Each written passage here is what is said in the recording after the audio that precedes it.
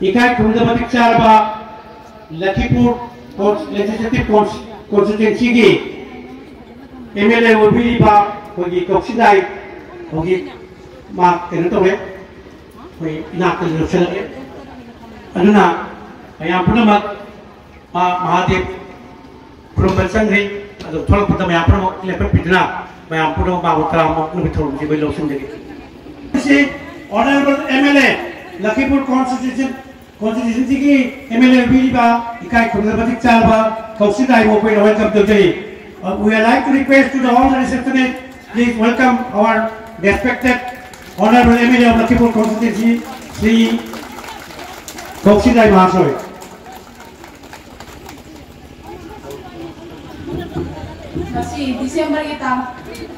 Ngasi December kita tani thoi ing lising ani ga kuni thoi ing thokaba numit Nupi Laan Ningsing masida lembi rei ba ima Meira Paibi Singh amadi tin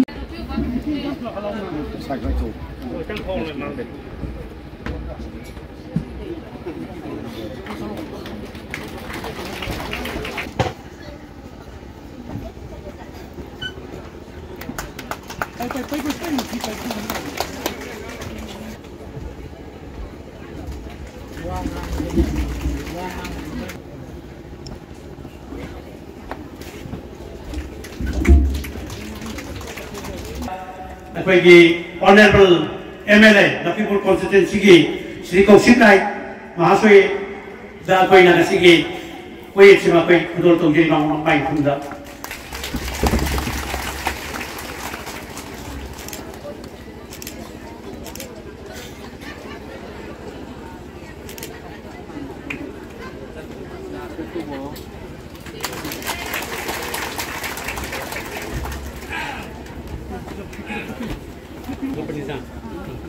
Meira cukup perlu kan ya? Meira cukup perlu. Meira cukup perlu. Kita ikut dari bah masih si guest na Meira cukup pindah dari dalam tak kau sendiri.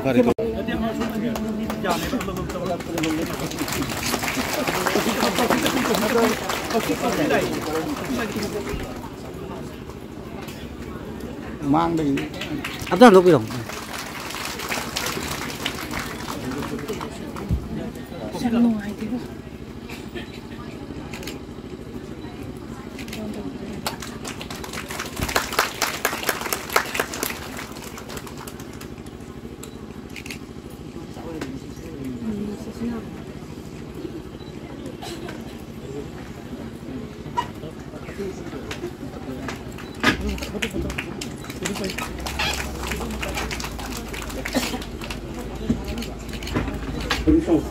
Opening song kita betul ni pernah sekali tadi.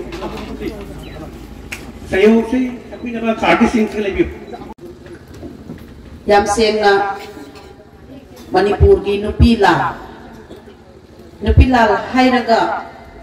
ai khoi na numit sida palon taura kanda palon si het loi baga ai khoi nupi sina ai khoi ki nupi ki responsibility si kauragadi ai khoi na Nupi Laan observation tawbagi mathok ta de hai basi mai ihan hananga si ima ibel sing da tamni param di kai kino hai kanda 1904 wadi 1939 da thokiba Nupi Laan karigi damak ta thokpano hai basi aina yamna hena sangna masida naina rudraga su masidi pithribi ge mipung khuding makna khangba adugumba nupi singi thauna lingjel adune kaino haiba kanda Manipur da yamna tonganba adugumba economic condition administrative habri samna haibada politically loinana socially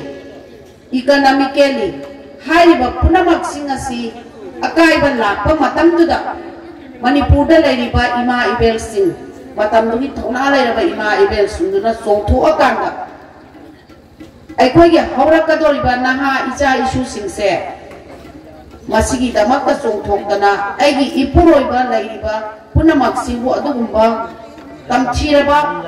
British ki miwot minai dudagi kannana bagi damakta songthoraki bane haibase masigi akoi punamak na khangni 1904 की bungalow मई चाकपगी तोंगान तोंगान रो माइगै कयादगी नुपा सिंसिना bungalow साना pot पुरपगी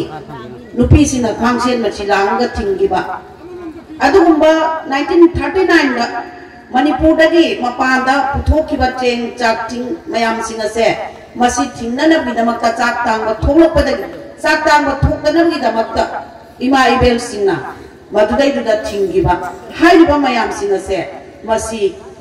numit taban naidaba adumba अंग्रेज नि साम्राज्य दुगा नुपी सिंह अदुना थेंगनागिबा नुपी सिंह दुगी थोंगा लिंजेल दुने बखोइना ngasi लिंसिंgi aduna हाइरिबा मतम दुगी इमा इबेल सिंह गाड़ी लेबा नते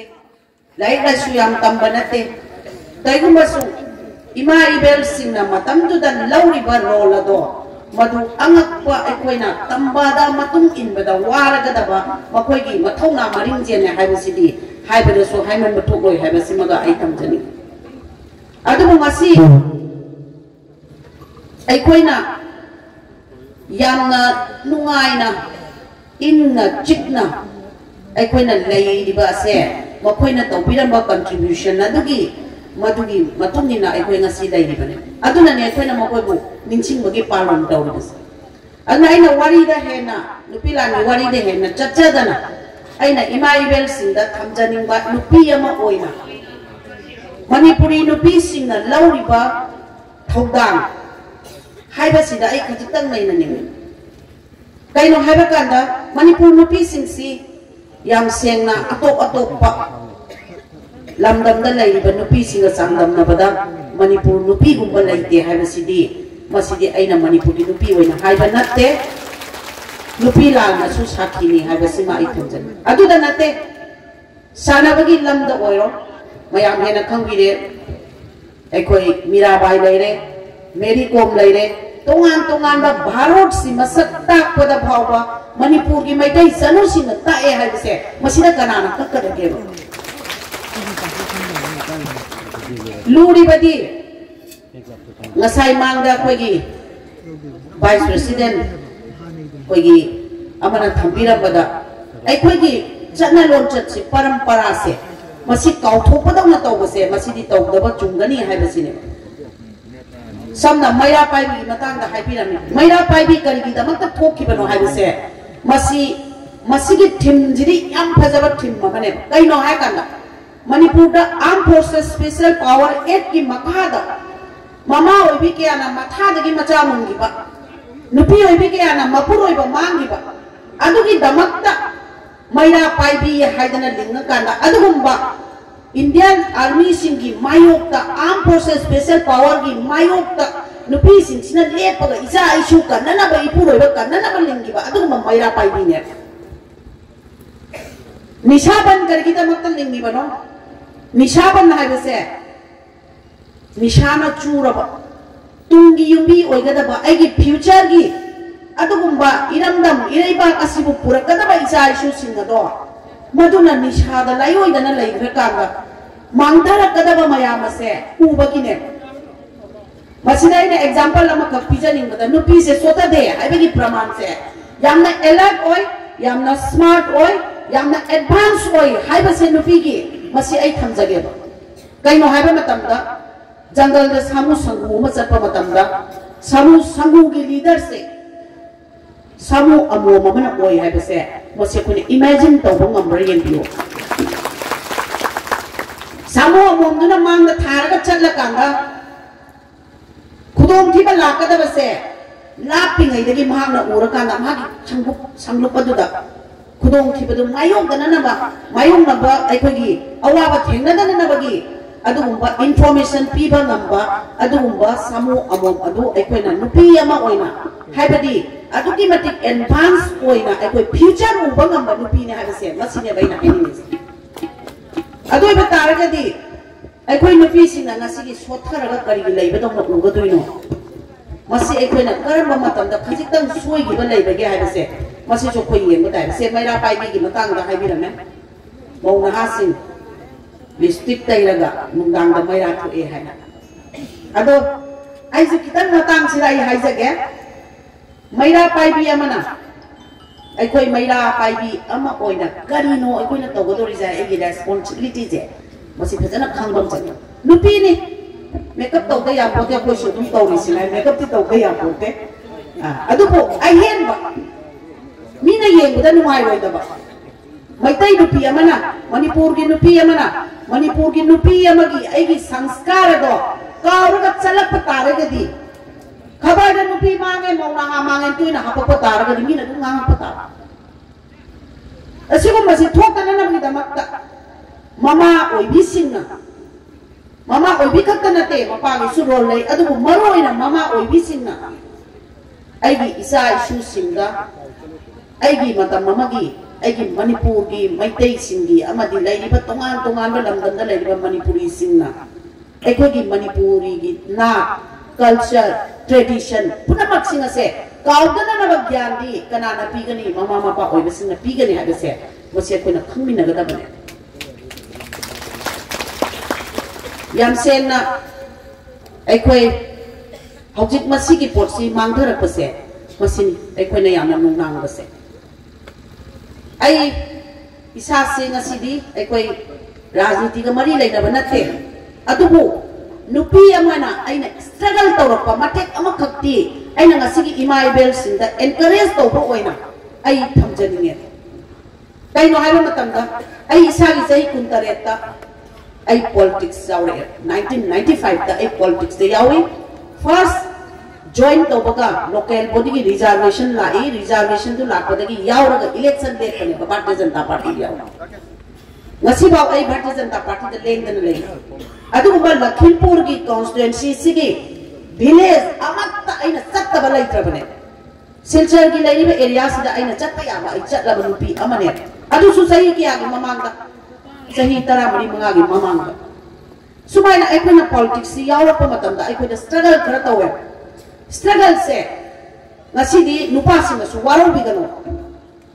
mapanda thorokpa matamda nupi singsina mapanda chalakpa matamda isani isani khanma ngamdaba siguma jo koi thenadaba natte aduna aikhoina mapan thorokpa matamda aikoi isa se mina kramaina aigi chemistry se ai mina kramaina ugadagi habase masigi aigi chemistry se yam check toba tai aina nokpada ngangbada lengbada chatpada ai nupi amoina ekram hai tawgani haibase si amaru oe aduga leiriba aikogi nupa gi kunai sing nupa oibe sing gi marakta gisu nupi amana society gi marakta tholaga thabak tawrokpa matamda o samaj asigi afaba khara tawge haidana thoglaibe icanje ichase माबु क्रमाइन आई protect तो कदगे हाइबा वाकल से मसी खनबी वाइबे से मसी I appeal ने बनु पास सही कुंठा तो struggle लीन वगी काना बनते नुपी यमना राती तो वी थेंगर को मतम द कैरेक्टर असैसिनेट तौना बा पॉलिटिकली असैसिनेट तौना बा तोंगान बा एखोय याम स्ट्रगल तौ एखोय नॉर्थ ईस्ट ले जबा पिक्रब स्टेट सिदगी लेजरी बा हांगा पिंगाइ the below 30 years ta train di sleeper amada tongaga itom da meeting yaw wachalak pa haibase da aina thengna struggle se asang mattagi nupa amana train manungda aingonda yamna nungai ta question ama hangki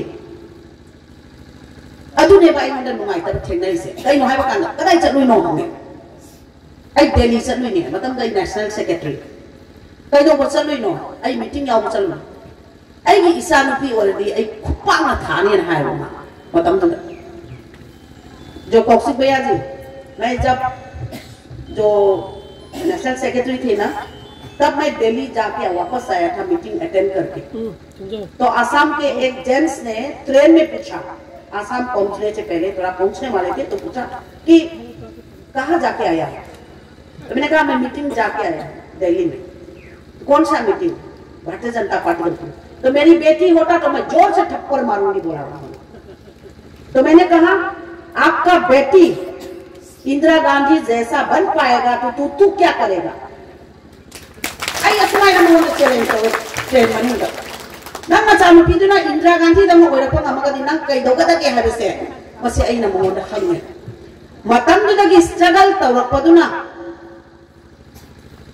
aigi promise ama khak lay kai no har ga di gender gi difference nupi nupa hai bagi masigi khena balaitana aina aigi angam level da ai honaraga hai ba aina lejari ba ranti gi aigi lamma sida ai one day ai soidana aigi panthung yong na chatke hai se aigi promise ne adu mai tawdana ngasi lai ba imai bel singna aigi manipuri jati singsina aigi manipuri jati amadi manipur gi mingsat pur ke hai ba taragadi aigi ithauda masak khangba dakar lai hai ba sing aina han hai jani ni ngasai gi aikoi mama ngai da aikoi na thengna gi ba wa gi ba tau gi ba mayam sing se hojik ti khara phare aikoi se hojik khara phare ba se kai ko najari ba aikoi gi bharat ki prime minister se राजनीति डोल की नते भारत के prime minister Narendra Modi ji ना भारत की प्रजा की तौबीरी बसे अमक पफम न तोए असम द डेवलपमेंट लाइबा मणिपुर द डेवलपमेंट लाइबा तोंगान बा एकोगी इंडिया की कंट्री सिंस द तोंगान ना एकोगी चाउखट पर लाइबा सिगी मथक द वर्ल्ड की टॉप अदुगुंबा कमिटी द लीड तौरा अबने भारत की प्राइम मिनिस्टर से हाइबगी डेवलप कंट्री अमा ओइबगी ममी से लेरबने डेवलप कंट्री हाइरगदी अखोई असम यावरी बनी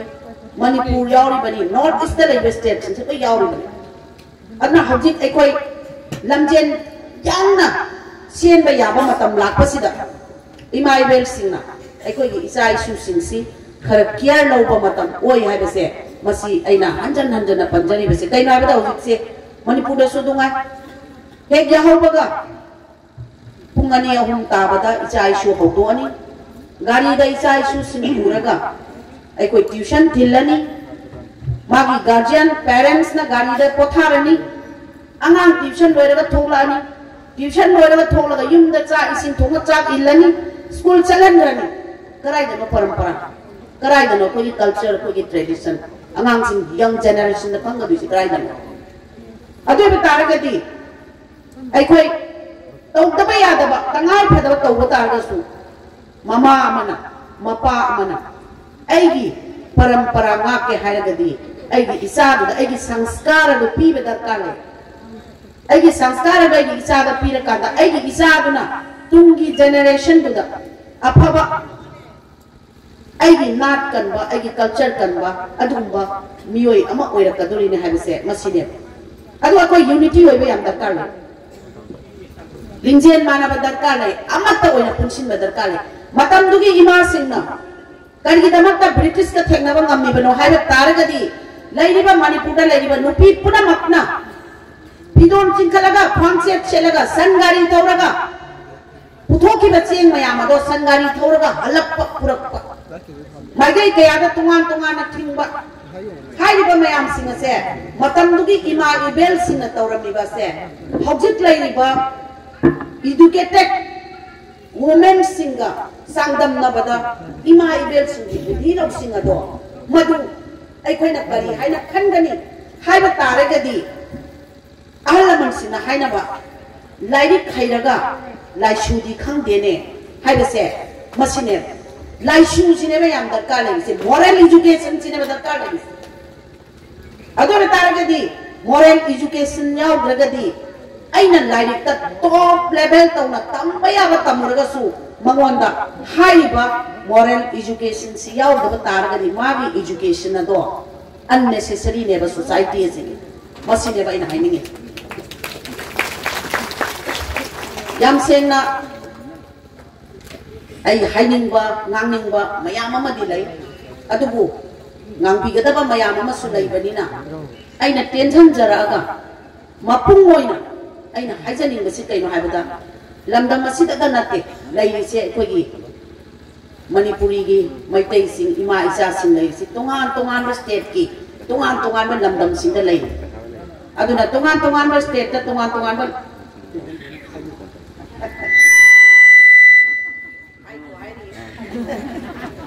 aduna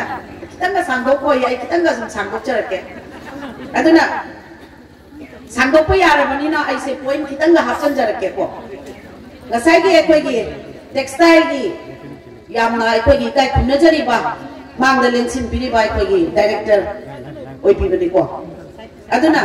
thambi ki akhoi se suba nomba se talle ha basi mandi masidi ai ju kitang janinge ba kai gino hai ba kanda akhoi se pi ngai da akhoi se imai pa na metric thabagi chahi gap se school garden ne marak se akhoi da training amamam tawale matam da di computer thokri banina akhoi si embroidery wool knitting tailoring aina tamale ai isa se embroidery jo hai ba wool knitting jo hai ba tailoring jo hai auji ikna ekta lola ekta putho haraga jai putho ko ngamme aduna nupi amana yum kai palaga government ki thabak phangba natraga phangda ba hai basidi ai gisu laibak lei aduna vidya ama aigi punsi si hingba ngamna ba vidya ama aina haiba taragadi nupi na yum palaga chakraga su nupa na mari parents leitraga su depend tawroi ba kana self confidence sama leirani haibadi prime minister Narendra Modi ji ke atma nirbhar aduna ane atma nirbhar hai se kaino haiba kanda Manipuri singdadi atma nirbhar se mamangai dagi ai koi sa atma nirbhar se adum koiraga la ai se masai example amadi bijage hauji khara mangi bagi wani ko mamangai dagi aduga hariba atma nirbhar se kaino haiba kanda nupi sing se Manipur gi nupi sing se Manipuri sing se ai Silchar gi situation ni ngasai thambi gi baduma ai na ta badu kitang kaino tawi ko Manipuri sing sida maitai Manipuri gi akhoi gi Manipur da leiriba sing se world na tamjaningai oiba nupi sing ne ba kaino haragadi economically backbone oiriba imung ama run tawada chawna economically support tawise Manipur da di nupi sing na nya se ai sautok na hai ge se masine bai na hai ni imali sing kayano ima kai thel da phamni se imali sing kayano haibar ima sing se masina kai thien da yol bakoi gi mana masing phiron tungan ba item sing yolaga phangaga pugi ba paisa sina mapuroi bagi amadi macha ni momuk tha ko nupi kayama yaw ya se masi ai ko ni namba ya roi da bo adoi tara ga di nupi ne economically yamna support do ha bis kana na ka ka disi ka ni ngai ta lai aduga amuka su aina yamna chauthukna aina nupi ama oina Manipur gi maitai nupi ama oina aina haijanin se kaino haiba kanda ai khoi nupi sing se saving gi habit se adum laibane matam siga tongan bai khoi gi anan ba masai kari de soi gi bage se thibadi tai ba khoi se hauji Bharat sarkar na self help group kai taro self help group da mateng piri se self help group kasi Manipur gi lairiba Manipuri nupi sing sinadi di aman bane ba self help group se karam na man bo oi ai khoi marup hai ba pot se ai khoi mai horon da gi tawre marup sibu ne ba self help group hai se ai khoi nupi tara ama kulama punja laga marup tawro marup si self help group ne ba ai khoi tara kun du gi ai khoi mateng pangana bane ba tawri do cheng marup oi gera paisa marup oi gera phi marup oi gera madu su kind of self help group ne hariba ai khoi na mata mama da gi tawrai ba pot sing se Manipuri gi nupi sing maitai nupi sing na tawriba sing je tap na Bharat sarkar na pai khala ibe sing siga yamna chuna ba ai na sa atma nirbhar ai na panjari do atma nirbhar se Manipur gi si ai na thigacha bada mata mama da gi British samraj la amma ba matum da mangi bani na hai ai na kangai sing tana jaba kai no hai ba kan ba ai koi loina mak se Pisalon sa khangde tongan mai koi se ai ko gi sinpham mamam pairam ne sinpham mamam duna ai gi imung se tham me be yom me ana sinpham mamam duna ai gi imung thami ai gi imung purami loina mak se puram ba se matam du da gi British ki samraj la ko matam da khajik tang mang gi bedang na tawe hai ba gi ai koi na paw se an sin na thambi ba koi ngasi su ai koi atma nirbhar hai ba tar ga di ngasai gi textile ni pan bukan Ministry of Textile na aduk matik ai koi handloom and handicraft section da yamna achauba ai koi gi khudong saba mayam ama piri yam senai sama Minister of Textile da Atal Bihari Vajpayee ki madam da National ki board director oirami aduga Sri Narendra Modi ji ki government first government lapadagi ai North East ki handicraft ki adugu non official director sai oijaban adugo ai khoina ngasai gi yengba kanda ai khoina tahaningba oihaningba pot se ioi oidaba haiba ta ai ngang tana Guwahati da ai meeting lai ai haijabani Guwahati da su ai gi leiriba handicraft ki North East ki leiriba development sidai sida ai khoi gi leiriba North East ki aduba handloom and handicraft development cooperation oiba taragadi tongan ba leiriba state ki leiriba state taret plus Sikkim 8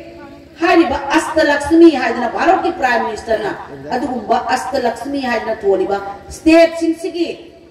tongan ba item sinsi fajana preserve tawraga thammagadi ai koi fajana preserve tawriba do matam ni matungina tongan ba ai koi exhibition kaya na tongan ba kaya ra koi puthoko matam da ai koi quality quantity loina mang ai koi na mase fulfill tawna tawba ngamagadi Manipur handloom and handicraft se yam mamjing thana chen da ne abise masine bai na tham mamin diam chat sini aina ima ibel sinda thamjaningi hautik chu tana biu handloom handicraft ki ai koi gi darkar leba Minister of Textile gi leibiri besida won yeli workshop sai tongan ba leiri bese individual habisina tana ba kara so mo problem le lai tabri na te individual ki facilities mai ama lai facilities ang lai adugo hariba Bharat Sarkar na piriba Minister of Textile da piriba kana ba Labor Department na piriba kana ba tongan ba ministry sina piriba kana ba singa se masi so koi logo matau ta karigi ai koi da atma nirbhar haiba pot se self reliance haiba pot se lamna na self reliance la pa matam da nupi amana mingon da kana mama da defend da ba taragadi ai isana irom dom lecture gadi ai khajiktan wari basu ai imungi isa issue gi karigi yena na muri matam su kai thong ngama ane ima kai thel da thoi be ima ibel singa dar mama tam da no macha sena da duise ayu ki pung ahum da kai then karak pa nungdang ki pung nipan ma pan da yum da han gi ba ima ibel sin mana macha seng uri matam sa pram matam tu da ni aina nupa sing gi su macha sen ba da nupi khatana te nupa gi su responsibility yam sawe no ma yar porta chat pa matam da ai koi gi dress se ai koi gi dress si hautik na sai hai bi ba happen se le du gat le kai na hai se ai koi na sa thok pa matam da ai gi isa sin se ni ba dress ai gi isa na hanjala ko da kari tawraga la iya se kun yam carefully ye mom changi hautik nupi macha su ni yam independent ho le nupi macha su yam seng na ai ne ek pukcha ba ai gi isa ama khatta ni isa se nupi ama khatta ni adu bo pi ngai da ma so se ni adu after 15 years khugi mathakta leba dress se ai mangrol thoko matam de selan de bai isa mangrol thoko matam masa ai isa da ai na pi ga da sanskar ni ai pi bam to e ai ngam de lai mina ba ai sahi tare ta ni isa ni pi se ma pan na thado pra adu bu laibak pha ba hai ga dra laibak thi ba hai ga dra covid ki chahi ani se covid ki chahi ani sikhak ai isa ni ki si le mina bi tan ja pange aduna mark se covid ki metric aina thole aina covid metric lan mani hauji 12 thaga de ni sumaina ai khoi gi lai ni be isa sin sila ko na sanskar se pi be se nupi da su natana nupa na su pi be ya ada nupa sin duna hai si kai no da khu mathak se la ga la da lambi si da hai kari no su bo masa no sumai tha de mama do si gai phu ro ba ga ne hai si hai ai si am no ai tre ba ta ani nak suna hai ba ai se samsal laga hai ibu mapa di letra mapa du ni sai be ya ra ba macha nu pi do phaja ye tha do rai da ba mapa du ni kari gi nu pi khap da blame to doi no ba mapa ga mama ga 50-50 share ne mama ga sian tan ready mapa na macha yen ta sumaina ai koi gi sharing se 50-50 sharing se sisu kari bakara achoi bakara lagi sharing se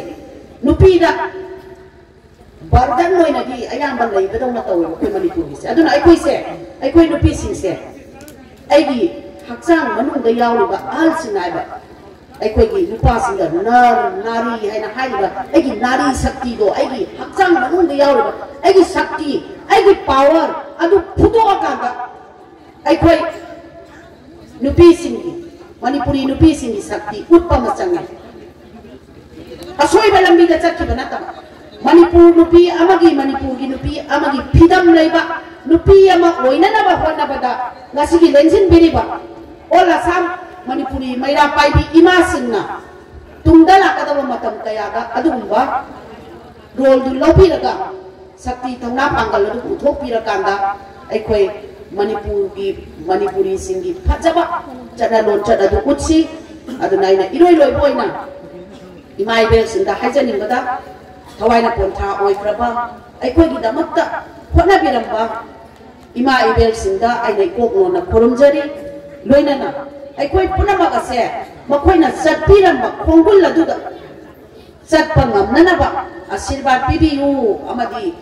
shori maphamda santi oina leibiu na makupur Masigi opening song ki damakta Landhok pigani Chingdong Leikai artist singna damakta masigi Chingyam laba Thouram sigi damak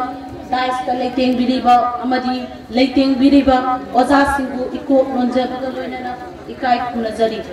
loina na lamdam kaya dagi lenbi rakliba ima event ipa ipan ichin ina iche khai mayam busu kok nona khurumjari All Assam Manipuri Women Meira Paibi Ordination Committee ki lamjing makhada Chingdong Leikai ni yumbu iduna pangthokhre marhu hundai suba Nupi Laan Ningsing Thouram mafam Chingdong Leikai Lakhipur Cachar Assam mifam mapugi ayaba laujarga ngasigi Ningsing numit ki maroi ba wahi khara mioi ba haiba kangluk asigi khwaidagi maruiba changdaba yadaba hakti hingbagi hak asini hak asini damak malemgi kangluk kayagi marakta mukaba kaya thokre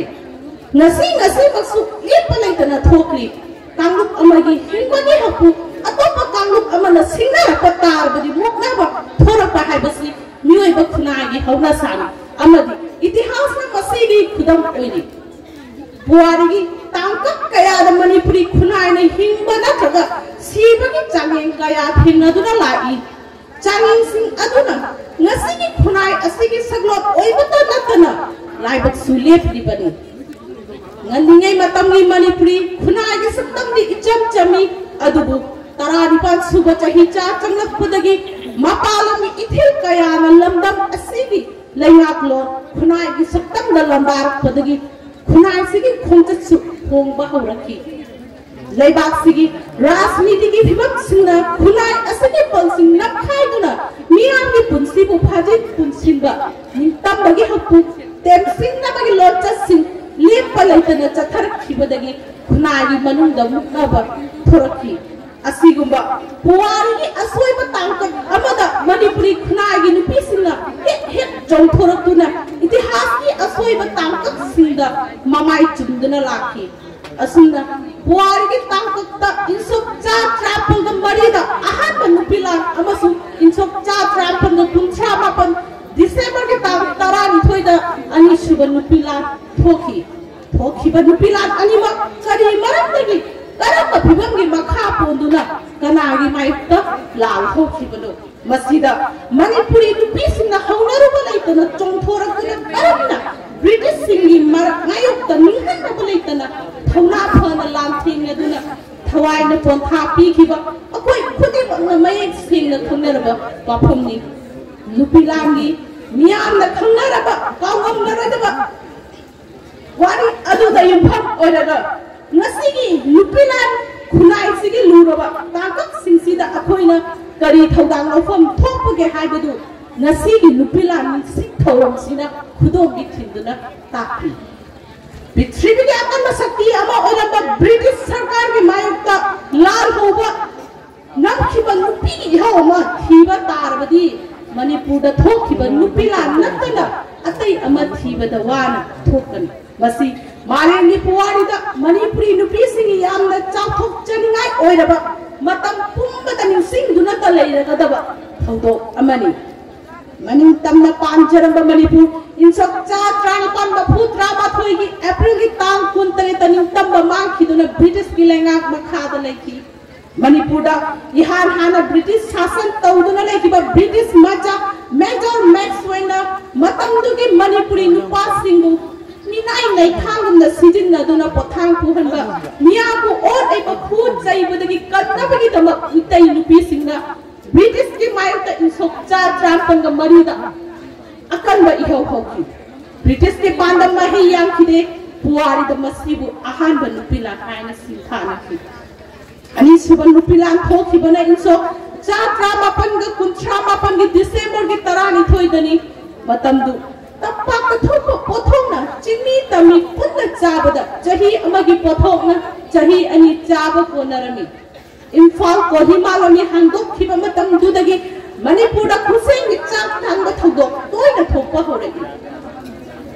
masi British singa mapalangi lalon ba kangu singa lon tuna tuna thokhan khiba thodogi numit da Manipur gi ima Email Singha Manipur State Darbar gi President Odiba Sudo Sahib haina khungna ba Mr. Sarku napuna Telegram Office da purakuna Maharashtra Telegram topanki Telegram Office mamang da leiba Assam Rifle gi Sipai Singhi changin da thinba da ima Email Singhi sin laba ikheng sing laimai da sinthaki thodok adugu jananeta hidam erabon asumna sekhaki chin khuzok amagi damak I khuzok ani tare do Manipur gi puari da ima Email Singhi khin ta gi ba December tarari thogi thodok asibu ani suban nupi lan haina seithana ki Sahi khudingi ekhoina Nupi Laan Ningsing Thouram pangthokhre adubu ngasidi malengi Manipuri khunaisi masagi sakta ngakcha duna mating laina hinbagi matangda luraba tangtok amada leiri jingni tami ani gi nungsi mari da sinchek tharaki jingni na tamni gi mayokta tamni na jingni gi mayokta laina handuna apunba Manipuri gi saktam da sina rakiba matam sida ekhoina hiram khudingsi hei singna punna thenna mina drabadi akhoi gi tunglam chat amambani electronic media gi yuksida ngasidi male masi imung manung amagi mong da lakle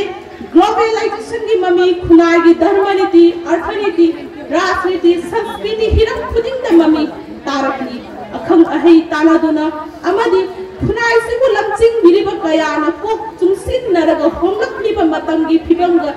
chana da forum yat tuna satpa hayaudrabadi Manipuri singsu puruk macha singna musilakpagum malen gi leimai dagi mam khiba yai nupi landa nupa singna mateng kaya pang khibagum ngasigi khunai si lamching lamta pudasu nupa singi chawa ba thudang kaya leiri aroi bada matam dugi thauna ninje leirabi ima Email Singh dugi kathokpa amadi ki khen ta khibagi wari singdu thamoi da thago nazari haraga ngasigi Manipuri khunai gi luraba tangkak singsida nupi oibi akhoi gi thaudan kaya bu punna thengamina si haibagi achi pa thaja ba thamjari Assam gi Manipuri nupi luksing punsit minarasi ani thokpagi hainabi maru phangna banghan minarasi Manipuri gi apun ba sakta munga minarasi miyam gi kaisam bijuli singo mayam purubu amukka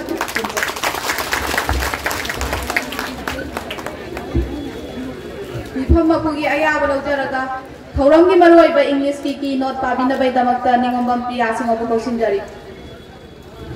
With due permission from the chair, I would like to request N. Priya Singha to present the keynote address in English version. 83rd Nupi Laan observation on the 12th December 2022, Chingdong Leikai, Lakhipur, Cachar, Assam, organized by all Assam Manipuri Women Meira Paibi Coordination Committee in collaboration with Chingdong Leikai, Chandam Leikai, Wapokpi, Bibirgram, Rupaibali, and Anuwa, dated 12 December 2022. Respected President, Honorable Chief Guest, and respected guests on the dais of today's function, ladies and gentlemen, and our beloved all Imam Paibi of different units from place of Assam State. Manipur was one of the sovereign states in Southeast Asia. Nonetheless, Manipur became princely state under the British rule in 1891. Since then, the Manipur has been under the reign of British imperialists for a half century, having two authorities executing different political affairs, that is the British political agent controlling four major subjects: defense, communication, external affairs, and foreign aid, and the Maharaja as the head of the internal administration. During that period, people of Manipur were in great dilemma in the political playground of British government and the interim king of Manipur due to unjust British administration. As a consequence, the women of Manipur induced to agitate against the injustice, inequality, and discrimination of the British imperialists and the king of Manipur in the year 1904, as popularly known as Ahanba Nupi Laan, literally first women war. In the same manner, the second Nupi Laan was held on the 12th December 1939 due to scarcity of rice caused by unlawful export of rice outside the country, which made starvation of the people of Manipur. It was the time Manipur women had shown their bravery, forbearance, self-control, and self-determination to rescue the people of Manipur, came out from the house with them, and fought against authorities to stop the unlawful export of rice and many other illegal activities. For their courage, confidence, and sacrifice made the authorities to discontinue the unsocial, unlawful, and illegal activities practiced for the last few decades. During that movement, a large number of Manipur women sacrificed their lives for the protection and safeguard of the people of Manipur from the hand of British imperialists. In memoriam those women, in fact, the mother who sacrificed their life on the 12th December 1939 has been observed as Nupi Laan. Since then, certainly, the Nupi Laan has been one of the most important and unforgettable events in the colonial story of Manipur ever since. Thanking you. Long live all Assam Manipuri women Meira Paibi Ordination Committee. Thank you.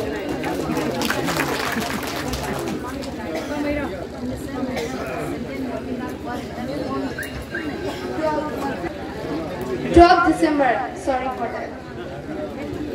I would like to request our respected retired headmaster Sri Cachar Gopal Singha for presentation of this paper on the topic of Assam the Manipuri Nupigi Fibam.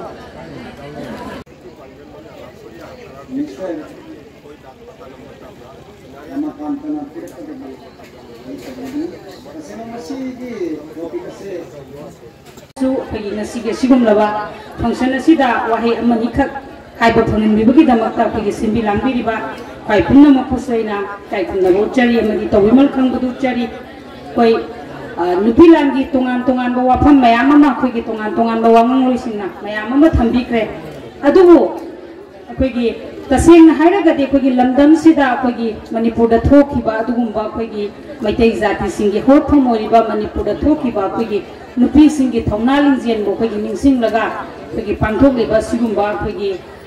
nupi laan si maruina khoi gi lamdam sida leiriba khoi gi maruina nupi sing ama toina punsin duna khoi gi lamdam sida leiriba khoi gi nupi sing amadi maruina khoi gi manipuri jati maitai jati sing se khoi gi chakot lambi rom da lakna bagi adumba apunba khongthang ama lakna bagi adumba khoi gi function ama ne nai thamjage khoi gi nupi laan khoi gi matam du da ima sing na toramba thodana singba khoi gi mayam ama khoi nai natre adubu ngasigi khoi gi sigum laba khoi gi ai samaksu kari numita mafam sida mukhanna lakani haibudu ai tambangam de dubu ngasi miyam nai ngonda khoi gi wahai amani dang haibi na bagi tanjama bibi basigi khudong sa logzeraga mayam na budi khoi tongan khanbadi ai tobutubu ai experience da haja batare taseng haraga de ai samakti ai jilbam dagi ni aduga khoi gi ma babadi kasar origin ni babana khoi gi kasar tolem kum dagi ni aduga imana Cachar single bondagini aduga sang ba koi chahi haibadi 1995 faw aina angang origi matam sidi ai su Cachar da lelakhi ba koi Cachar lai ba koi maitai singi phibam tawriba mong yamna khanjai aduna taseng ai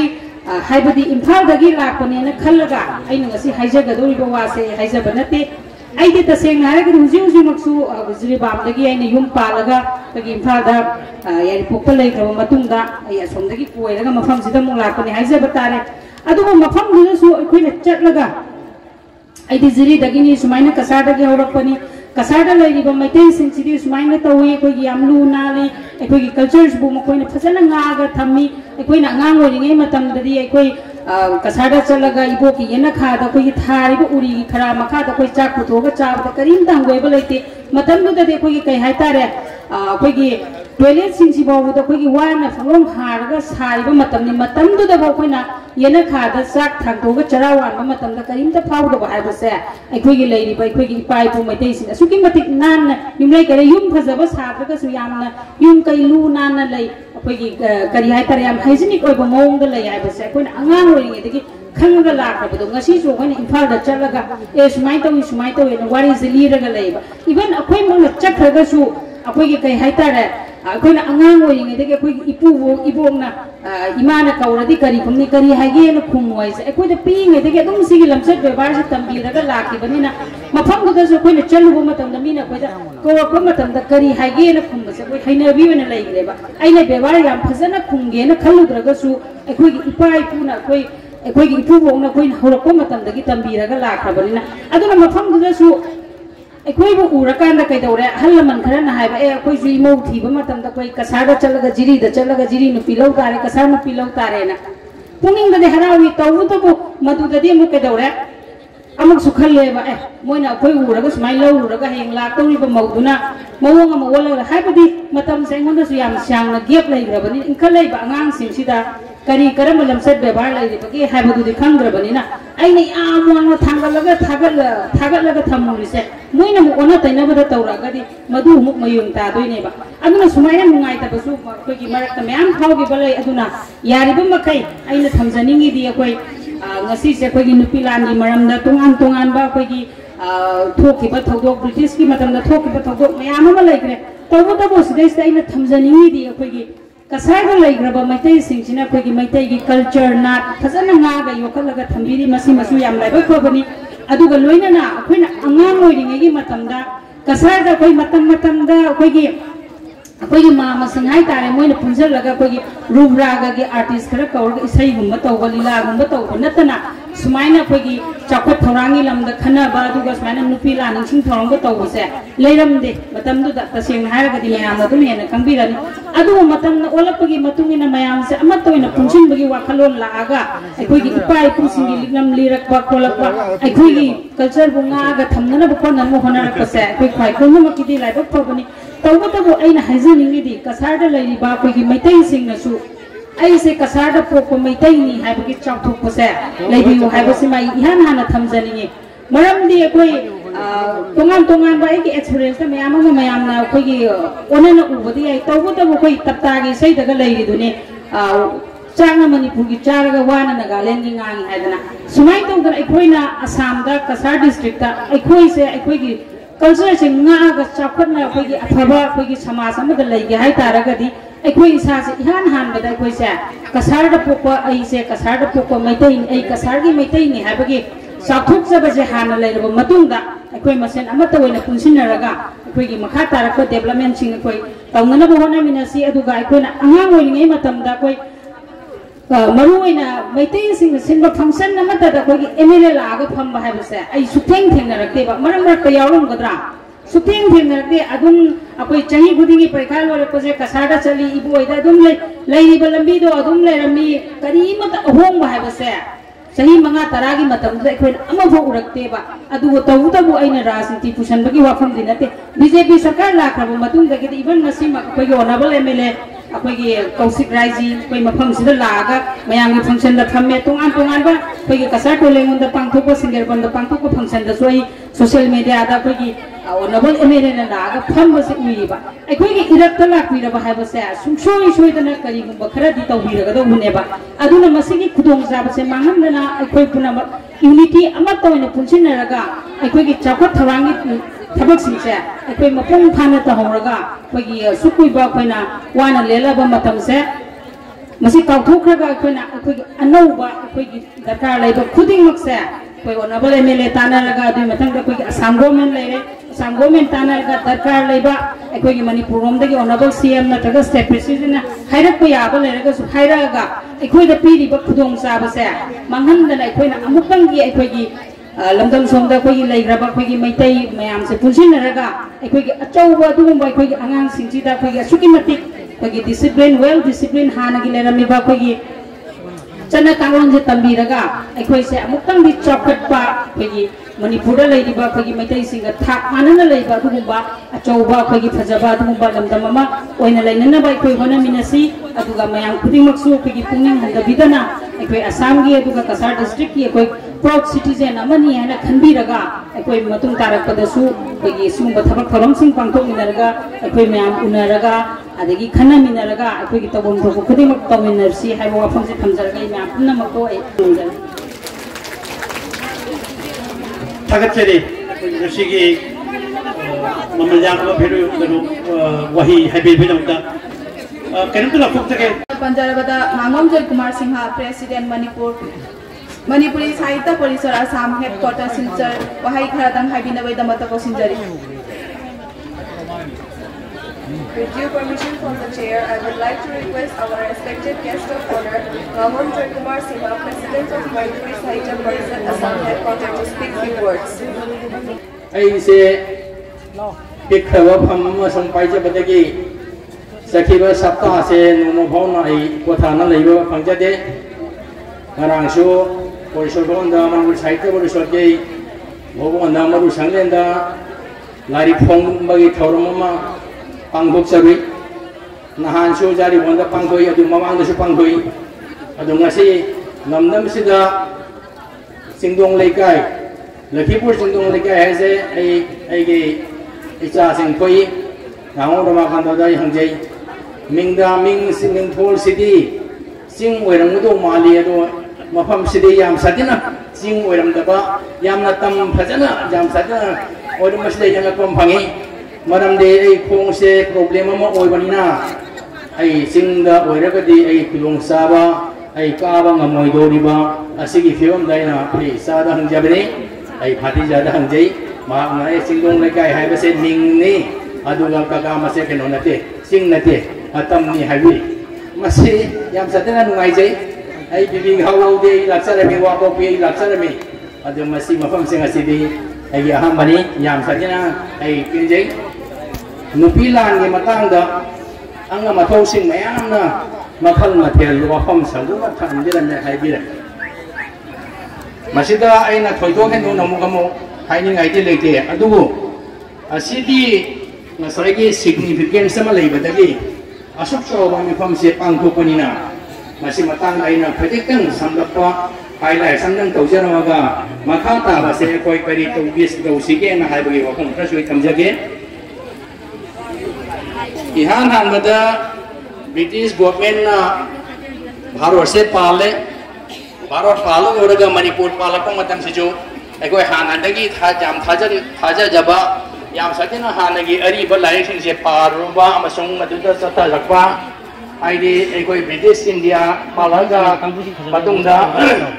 1937-34 dani ahamba Nupi Laan haina torami Nupi Laan se Hawal ko matamdadi kaya di yam sadina kano iba ngasi Nupi Laan na uhiba mayrong jagdiba suna jarak tabadagi 1934 da Nupi Laan se mase ID ari matagi ID Nupi Laan na ako madalo kibani Nupi Laan na hana tawali do 1934 dani kagi kano iba ningkamba mangakpa ningkamba direct tabadagi aduna mahi weraga British ki makhada ningtho palaga su Swasa Maharashtra Ningtho in a Palakasu, Kazaki Fanaba Honabagi Mahuta, British government the Janaba, British Apagi Makha the Subanina, I did Sien Yauna Subaning Donina, British J Nungai Nabaki Matabada was a I did Gano my Awa target Ago, Amatogeto Projaram the Jamsani Jengata Badagi, the revolutionary Masigi movements at Chatagibani, Adonai Mase, Egoi Yamsatina Kagasei, Adugi, Masagi, Nupi Laan Thouram Siga, Maramda, Yam Satina Luana elaborately Hybataragadi, Egoi Hojik,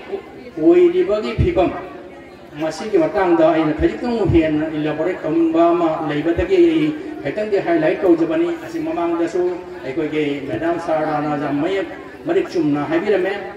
ate wajasing nasu marikchum na mas wakom se habirame asigi ay di khudam se asigi obodam se asigi contribution se Nupi Singhi contribution masi akoy phong sana ay sama se Mamang Chatagi dum movement of Jaragata Numaijapa. Agitation Tauragata Numaiba, Aduma, Mahavi, Dumawina, Lachi, Aduna, Imainur Sing Yaudana, Maite Samasama Mapung Pabangamde. I could get Samase, Morwina, Manipur Gumna, Manipur, Nupi, Matata, Ayama Dipentawi, I am a koi Nupi, Mataka Nupi, Katina, Tongana Lay, Aduga Koji. Sida Assam dan Draga Cachar dan Draga Lairiba Maham Sigadi, Ekoi Nupi ki Matata, Yamna Dipiento Bonate, Nupana, Kramaruai, Adu Matunda, Nupi Waham Selai, Adu Animakshu, what the Matani. Nupi Yaudana, Karima Shomasa Mapum Pabam, then had a city hundred Hajari, Ekona education to Matamda, Nupa Jose Heta, Pulisna, Nupa Pulisna, Yamala Vina Pazal. 1969 1970 1969 70 adu matungda matang sum lagna 1977 1983 1985 1989 adugi matungda 1997 ni road blockade ki matamda haise 1997 ki road blockade na haibase ekoi identity Manipuri identity se ngap ki tamak ekoi road blockade to hu tai Cachar Manipuri Amsuna Lusingaga Meira Paibi Amsu MLPC Umma Nasingba Lairiba Organization Punamaksan Punchan Laga 1997 da 48 hours ID Nifu Nipan ID Ini Chupna road blockade to Lamben Tingbagi Tabaksida Masida Koi Samak Chongkukna Koi Magi Napa Kamupuram Matamdo Umagi President of Pujarmi Madi Matanga Ekoi Nupa Nagi Andulon Toba the Pazan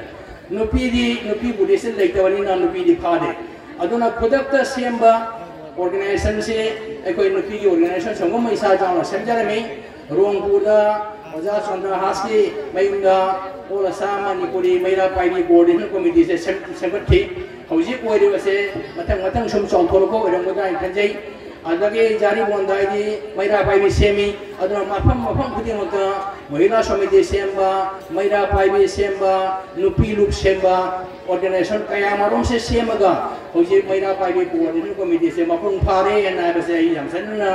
I know the sword my Panjay Yam Satina Nungai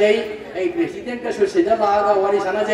Meira Paibi se Hingda Yadraba Adugumba Organization Masi Hinganda Jam Satina Darkar Roy I go show Manipur site for the show the later show I Isama show Meira Paibi se Yamsani support to Java Meira Paibi same at the show Jauki Banina Meira Paibi se Hingna Bagi Lambian se I Petitan Saurapa I the Petan Wapon Kamjarami Madudi I call monthly installment monthly subscription Natraka Ugunda Meira Paibi se de all Assam Banina Ugumanunda Yam Rabada CSCC meeting Central Executive Committee meeting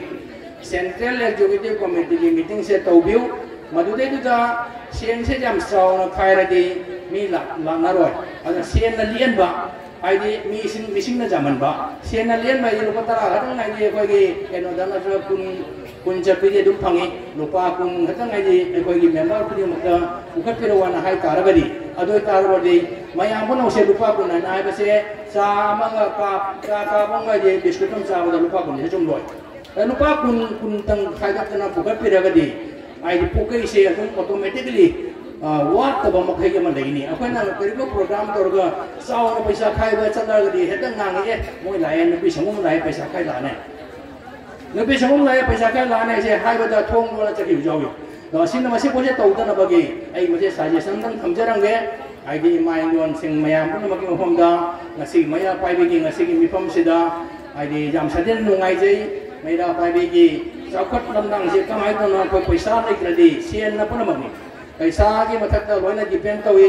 Sen लेतना कईगो programme तौजारोय Sen लेतना कईगो थबम तौजारोय अदो सेन सुजो दरकार नि लिंगजेन सु दरकार लिंगजेन लेक्रदी अमुक सेन त लेरगा सुजादोय सेन ग लिंगजेन ग अनि सु लेरदी यूनिटी हाइबो वाइ से असुम ऑटोमेटिकली लाकदो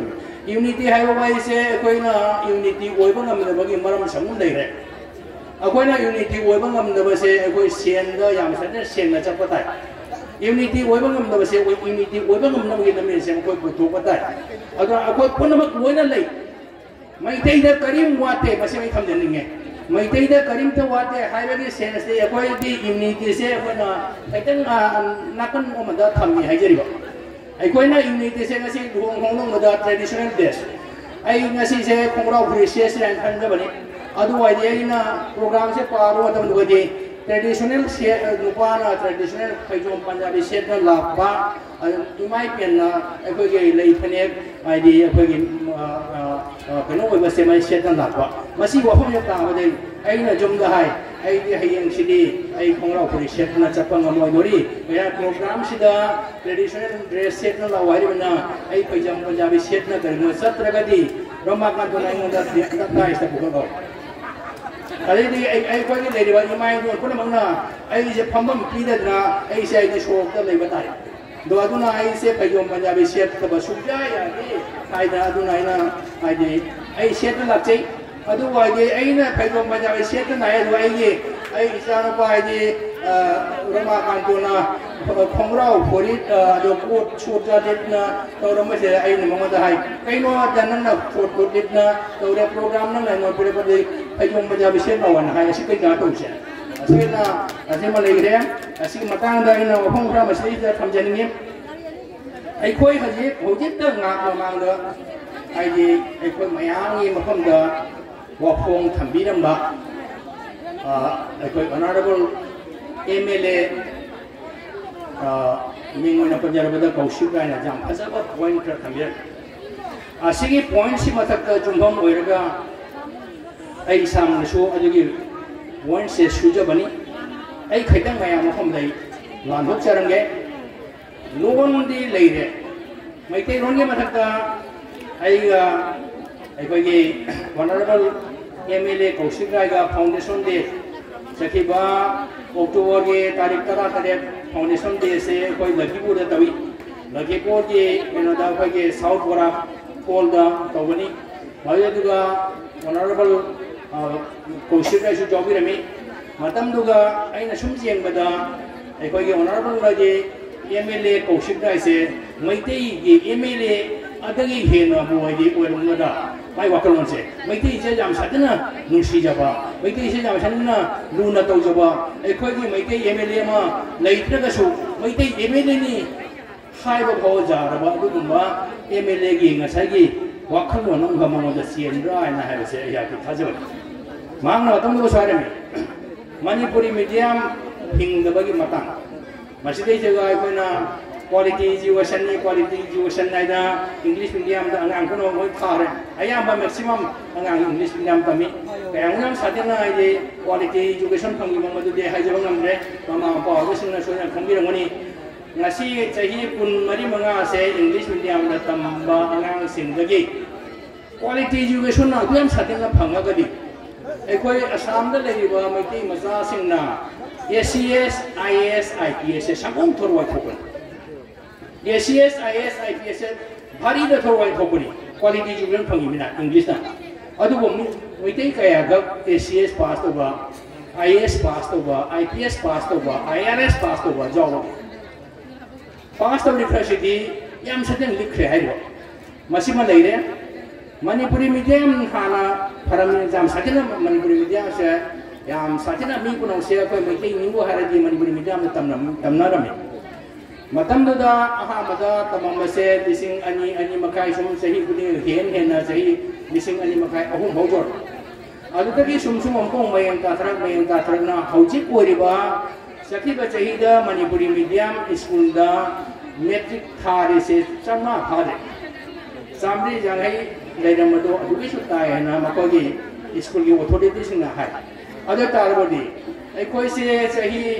मरी मंगा मतुंगदि मंगा तरुक मतुंगदि अखोय मणिपुरी मीडियम से पुमुट उठिबा दुममा फिबम लाई अदे तारबदी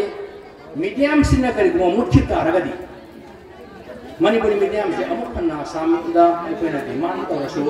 हंगनी ना हायसे मसे निबिना नंचुरम तो फायदो बिनि अखोयना फायरो ददिबा मिनिस्टर हायकनि नोय मतम लेरिगेदा नोना सेक्शन नौददा मणिपुरी मीडियम से मुठिबना अदे तारदि अखोय मणिपुरी मीडियम से पुमुट मुटिङैसिदा मणिपुरी मीडियम से हिंगिङैसिदा हौजे फावा मणिपुरी मीडियम से हिंगनबा ngangani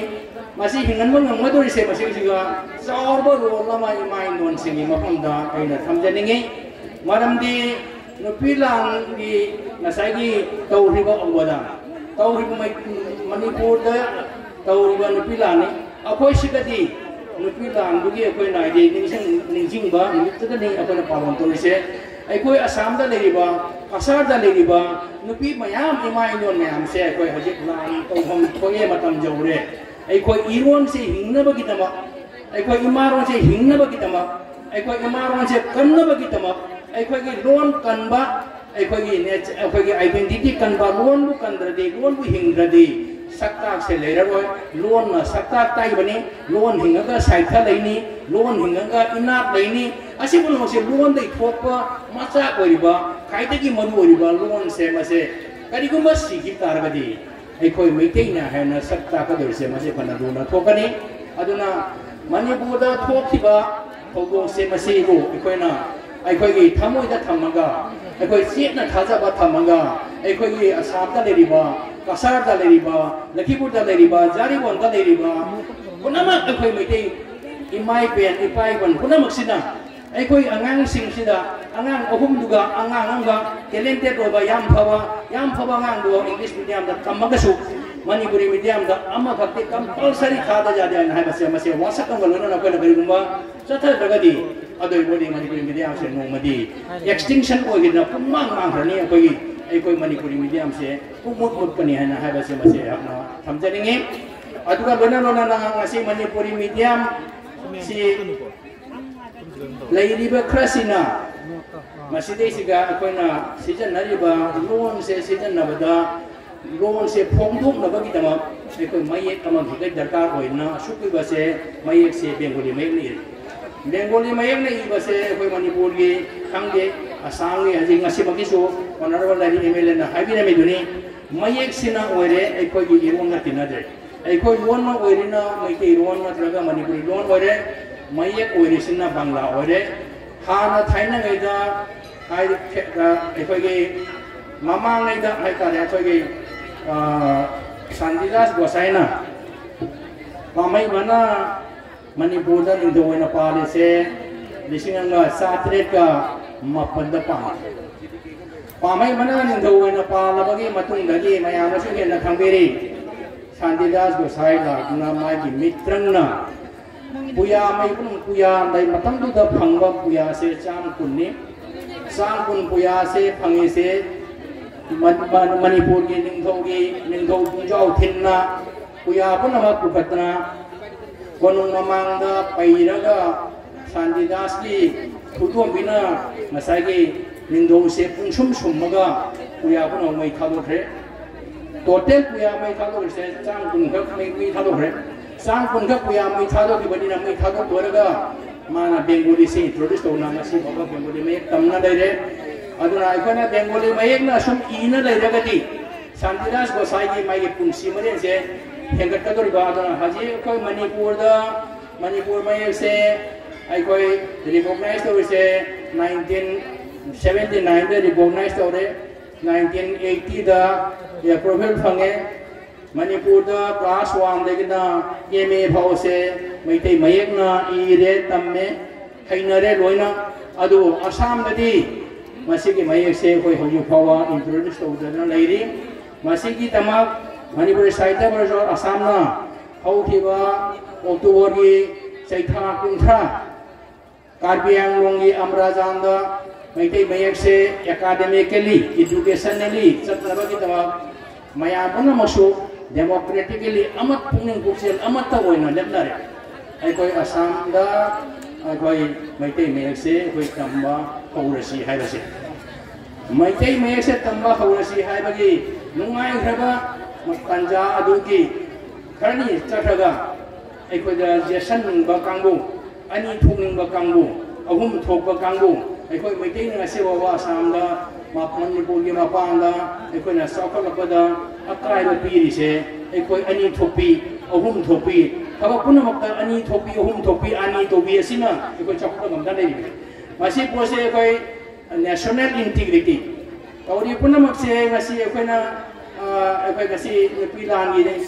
tangkoi ba Thouram so kauri ba puna makse Manipur da tawgiwa ai di thodok angdok puna maktu gi koi ningsingba oina tawga dani ai koi sigi siga Assam da khangde Cachar da khangde Lakhipur da khangde Hojai da khangde masi bosiga koi sita thokpa ai di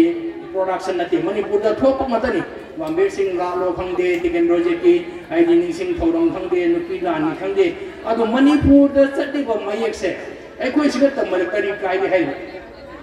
Manipur da chatti ba mayek se masi bose majority na lowa resolution siga apan mapiri se Saita Position lowa resolution na tagsi apan mapiri aduna ngasi gi meeting sina ngasi gi meeting sina ngasi gi Meira Paibi gi asuk khajaba imai don ai di isel khai puna makki mafam da mayek ki matang da so andulon tawbiu mayek ki matang da so akoi ga khusam na samina si haibi wafam se thamjage wana na ngasi ai koi ge inau pa kundau mahang na ai demand tawri autonomous council da ai saita Position ai 100 times moral support le autonomous council da ai 100 times ai moral support lai ai Manipur saita Position che una magna apex body ne na hai makha da leiriba sister organization puna makto matang kuni makta ai na leiraga su ai ki tam loi ki na mathang na ga su soi da ma ki cooperation phangan na ga se ma simai thamjage aduga maiphana ai taliba associate official language su saita Position ki moral support le masi bumba akoi apunba thabakta ai koi punna mase maga cooperation tauna kari bumba satmi natragadi laimi natragadi khanna minatragadi adu bori kamai kana koi sawatan masi gi wafam se ai hamjarange masi gi ai di ajagraba ai koi ge Nupi Laan pangthokhre riba imai non singi lupsina masi dei se imai non thabak Thouram khudimata ai koi saita Position ta suning jang bero ngasi ninghan biri suaina ai ko dei chamba wafam amtang ai deso program ma chauna na pamjade phonam to biri so dum jai adoi di punda khangde kai khangde dei ba organization mai gi punari ba mai gi standpoint da dei ba organization singje ninghan biro ngaminga gi koi jaujani isa jawa ngamna ga soi ri be di thajarake aina angamba mateng ai di liesu jama so thamoi ting noi khajitang gachawado madu ai di namjade kaushik dai gumna makoi di chouchuba ai di MLA MP oibanina sau na mateng pangi ado ai koi di ai nganang doi di ai di Ramakanta na hai Ramakanta na nganda street ma ai di receipt book ma receipt ma kam na pibirami lupa lising mga aga kakana ai di donai tubion ai na ai di nganang ai di lai phong bagi mi pham dei thore ga circuit house dai di madam ai di sarda madam ngasi sibye subire ba una ba sap si gai di Ramakanta Ningsing na sa ai ngon da jaw lupa lising mga aga jaw se lo horon ngasi ai di dia sulipna Meira Paibi ai koi Ordination committee gi receipt ma la pire lupa lising mga hai ga sare ni atai so ma thau taraga ai pudak padi tenore atai so ai soina magi ai anamba sen ai soina kachagani aduga lena na mathanga ai koi suwana jage ꯑꯩꯈꯣꯏꯗ ꯑꯆꯧꯕ amount ꯑꯃ ꯃꯅꯤꯄꯨꯔ ꯁꯥꯍꯤꯇ꯭ꯌ ꯄꯔꯤꯁꯠꯇ ꯑꯆꯧꯕ amount ꯑꯃ ꯂꯥꯛꯀꯗꯕ ꯂꯩ ꯀꯔꯣꯔ ꯑꯍꯨꯝꯒꯤ amount ꯑꯃ ꯆꯪꯉꯛꯄꯁꯤꯗ 60%ꯗꯤ ꯑꯩꯈꯣꯏꯗ ꯆꯪꯉꯦ 40%ꯁꯦ ꯀꯣꯔꯣꯅꯥꯅ ꯃꯔꯝ ꯑꯣꯏꯔꯒ ꯆꯪꯉꯛꯇ꯭ꯔꯤ ꯑꯗꯨꯅ ꯍꯥꯏꯗꯤ 40% ꯆꯪꯉꯛꯑꯒ ꯀꯥꯟꯗ ꯑꯩꯈꯣꯏꯒꯤ ꯂꯩꯔꯤꯕ ꯂꯤꯗꯤꯡ ꯑꯣꯔꯒꯅꯥꯏꯖꯦꯁꯟꯁꯤꯡꯁꯤꯅ ꯀꯔꯤꯒꯨꯝꯕ ꯈꯨꯗꯣꯡꯆꯥꯗꯕ ꯇꯥꯔꯛꯄ ꯃꯇꯝꯗ ꯁꯥꯍꯤꯇ꯭य ꯄꯔꯤꯁꯠꯇ ꯅꯤꯡꯁꯤꯡꯕꯤꯔꯨ ꯁꯥꯍꯤꯇ꯭य ꯄꯔꯤꯁꯠꯅ ꯕꯣꯗꯤ ꯐꯝꯃꯒ ꯁꯤ ꯃꯤꯇꯤꯡ ꯐꯝꯃꯒ ꯁꯣꯏꯗꯅꯃꯛꯀꯤ ꯑꯉꯝꯕ ꯈꯤꯇꯪ ꯑꯣꯏꯔꯁꯨ ꯑꯩꯈꯣꯏ ꯃꯇꯦꯡ ꯄꯥꯡꯖꯒꯅꯤ ꯍꯥꯏꯕꯒꯤ ꯑꯁꯥꯁꯦ ꯃꯁꯦ ꯈꯥꯏꯇꯔꯥ ꯏꯃꯨꯡꯗ ꯑꯩ ꯊꯝꯖꯔꯝꯒꯦ ꯂꯣꯏꯅꯅ ꯉꯁꯤꯒꯤ ꯑꯩꯒꯤ ꯉꯁꯤ ꯐꯖꯈ꯭ꯔꯕ ꯉꯁꯤꯒꯤ ꯊꯧꯔꯝꯁꯤꯒꯤ ꯄꯥꯡꯊꯣꯛꯄꯤꯔꯤꯕ all Assam Manipuri Meira Paibi Coordination Committee ꯒꯤ ꯁꯤꯟꯕꯤ ꯂꯥꯡꯕꯤꯔꯤꯕ ꯑꯣꯖꯥꯁꯤꯡ ꯃꯔꯨꯞ ꯃꯄꯥꯡꯁꯤꯡ ꯈ꯭ꯋꯥꯏ ꯄꯨꯝꯅꯃꯛꯄꯨ ꯍꯟꯅ ꯑꯩ ꯊꯥꯒꯠꯆꯩ ꯂꯣꯏꯅꯅ ꯉꯁꯤ ꯇꯤꯟꯕꯤꯔꯤꯕ ꯑꯂꯕꯟ ꯂꯥꯏꯒꯨꯔꯨ ꯈꯨꯗꯤꯡꯃꯛꯄꯨ ꯑꯩꯅ ꯑꯃꯨꯛ ꯍꯟꯅ ꯍꯥꯏꯗꯤ ꯀꯣꯛꯅꯖꯔꯒ ꯑꯃꯨꯛ ꯍꯟꯅ ꯈꯨꯔꯨꯝꯖꯔꯒ ꯑꯩꯒꯤ ꯇꯦꯟꯇꯛ ꯇꯧꯕ ꯋꯥꯐꯝ ꯑꯁꯤ ꯃꯇꯥꯡ ꯑꯁꯤꯗ ꯂꯣꯏꯁꯤꯟꯖꯔꯤ ꯈꯨꯔꯨꯝꯖꯔꯤ. With due respect from the chair, I would like to request our respected guest of honor Namarakom Buddhachandra Singha, social activist Diriba Manipur, to speak few words. Adubu, yamna harauna. Nasi de gina thami mamanda, Cachar Chingdong Leikai da, Nupi Laan Ningsing pangthokhre aina invitation si PDF file da WhatsApp to jawri. Ai dam harau haibadi maramdi mase ani thongna haibadi aina harau yersina aina shopping enegi chaujir ka lamdam moiba Chingdong Leikai Wapokpi asigi saina shopping enegi asigi pilse ke ka sanama mine si pilse da yam tinna aina jam chaujir ka lam tingera sanjir ko lamdam mo da karishu aina hiram mas expert oidraga so handa ki function asidi sona yaw ya si aina target ko aduna aina function nangnama numit mini yomanga imphal ai thore le bes ai thabo aduga thadu maga ai handa ki function sidi sukle sona yawge ai ni sili naw sing ai gan hamin chamina ko mo pang mayam ma ai gi halore ba ima sing krisi mayam si unawi kudong cha ba si sona phangani hara khana mesigi function le yawla mamang da budi mamangi dolai da to da ai am chawthona harani ai am da sindok chege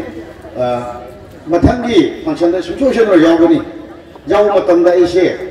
vote su soidna kagani vote kala kanda MLA were yawgi haibne na sumsoshen yawgana do live tibani vote se ai live tidna vote khaude aru yam vote se sumna tangi vote se chamri ga tra thok hele ai ga pala ba pa misna chamri ga tra thok hele ga mana kapo kare duna MLA oina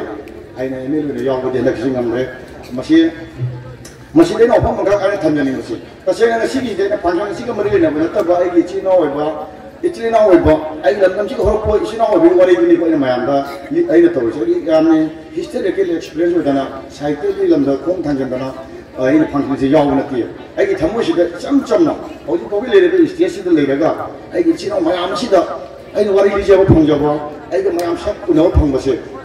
Asyik pun berda ini haram panjang masih ni jauh punya. Mandi aigi history da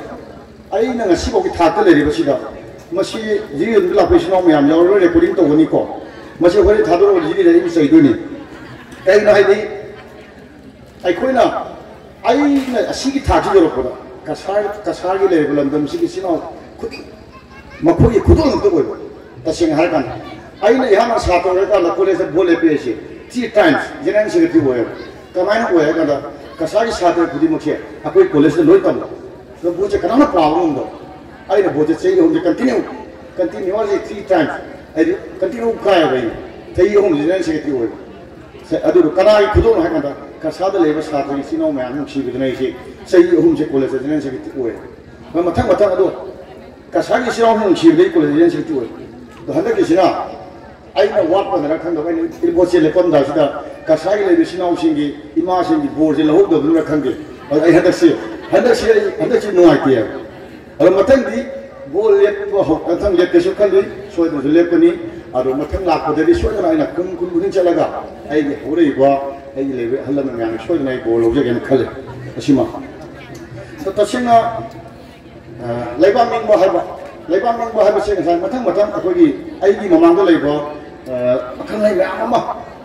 ama Lebang Ning gi matang da akhang lai mayam hai khre ado khuna kayam kasu hena haninga le Lebang निंग बाहर बसे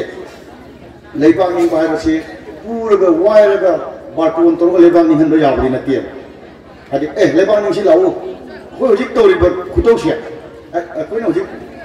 बाटून पिरगा छि पिरगा ने कोई लेबांग निंग सि लाओ हानि कौर लेबांग निंग मिन बने द मागी मानसि दा मागी थोटसि दा मागी इसि दा लेबांग निंग सि यावबा जावदि असी हंगबा याय बने खलेसि अकोना बाटून ने मयाम जे नोगा आई निपि ना लेबांग निंग देमि लाओ लेबांग निंग दोरे मि लाओ ने बाटून तंगरि न हजिक असी तौरेसे अदो अकोना हारिना लेबांग निंग मसि आई थमोसिदा आई वाखलोन सिदा आई इसिदा जाव कंदा लेबांग निंग दबने अदु वेगदि अखुना खुमांग जापसन गने लौये मुद हजिकी लेरिबा अमरोंदा अखोना हानगी वारी नैनरगा अखोगी इपाई पु कलमी टिकेंद्र जी लेरमी थंगा लेरमी कोना बरजबासी लेरमी हाजना अदुम चौथोचेना लेबा अदु थाइनागी ओइ सही चामा ममांगी हिस्ट्री गा को चौथोचेना अदुम लेबा अदुबो हजिक लेरिबा मैतै खोगी चिनाव सिंग सिगी थाकिना कनाइदे लेरेगे after 20 years, 50 years, karamba thakta legidouri do. Haibasidi nengaba matam chapsana oire. Maramdi Sawalasina Haibu, Manipuri ma equity, Mete Iman like the Pomodore, Iman Mangidore Haibama. Hanagi Ipai Kai Parami, to get the British Mati Pyramid, Haibanataba. Hojil is just a quick little a ship. She gave us one day dinner. A quimia Punzilaga. करीबन तो दोषी ऐसे नहीं है दोषी ऐसे तो एक कोई यूथ चीज़ है हल्ला मंगी ले रिबा हज़ी ले रिबा इमाई भी ले रिबा तो ही यार बाहर चीज़ है तब यूथ चीज़ है तकाता अरुण फिर ऐसे की फंक्शन से तो यूथ चीज़ है यूं उधे को कोई वधु सुबह ये मतलब दरी यूथ कैसे याम यावन नहीं है लेकिन ना नुपी की नुबिस्ता नुपी है बसे इमा हाय इमा कोई नेपोलियन है ना बोले बनी अफबा इमा मत प्यू पृथ्वी जोय तोगे हाइबदी अफबा नुपी मत प्यू इमा मत प्यू पृथ्वी जोय तोगे हाइने आदो एगदी पृथ्वी से जोय तोगो ngमसे नुपी हाइबदी इमा सिंह ने फरगदी जो इमा सिंह से याम दका लेबा असिदा इना वफम मंगतन मसे आइ इंडिविजुअल दि ओइरे आदो आइना खितंग लिनिंग बमले आइकोने कॉलेज तमकोसे आइने इसे इंडिविजुअल ओइरे आइकोने कॉलेज तमनो तमना इमा अकोने कॉलेज तमको दुमसुदा आइगी पोपो हन इपासे लेगिदे मतम चादन लेगिदे अदु कोइसे आई सासे लारिक तम तोकदोरे कॉलेज तम तोकदोरे अदु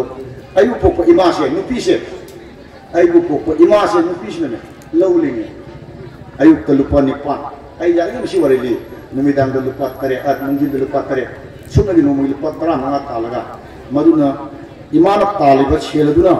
खगा तुमसे लगा कुछ लाइक का मकना सीधी निमांग तो कोना में इमा से कना ना नुपी ने है इमा से कना ना नुपी खुदी मक वैना आई लोना आई खुरमजरी व्यवहार तो जरी में मामजी इमा तो नती है इमा पुन मना पोपी दना से कोई पुन मसे तायु पास वन बिरी ने है आई लोजे अदोनी कोई ना अदुगा जाम सफुक से बाबना हदक असम दा एसीएस असम दी असम सिविल सर्विस हाइको अदुगा नुपी बचा इचल अहुम थेने निपा अमत थेनेदी आई अदु याव मद्री खंदे अकोइना फनवरा फेसबुक ता ताइदा नुपी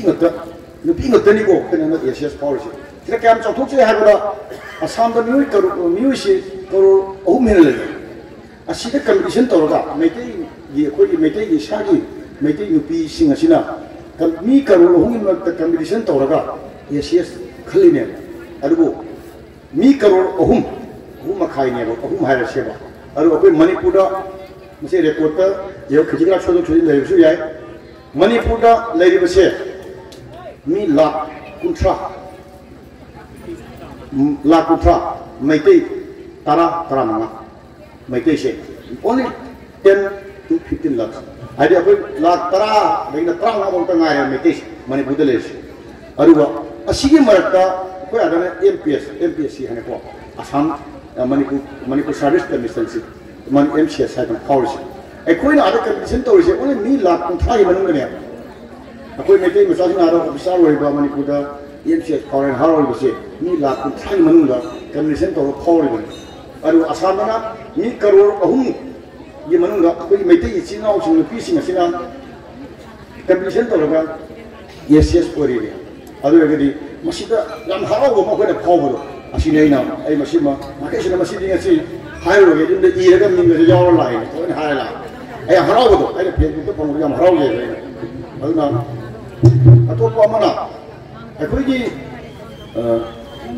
kasada le bo miti sinau sin na miti akoi oja hanna hai ge mo kasada le bo sinau sin sina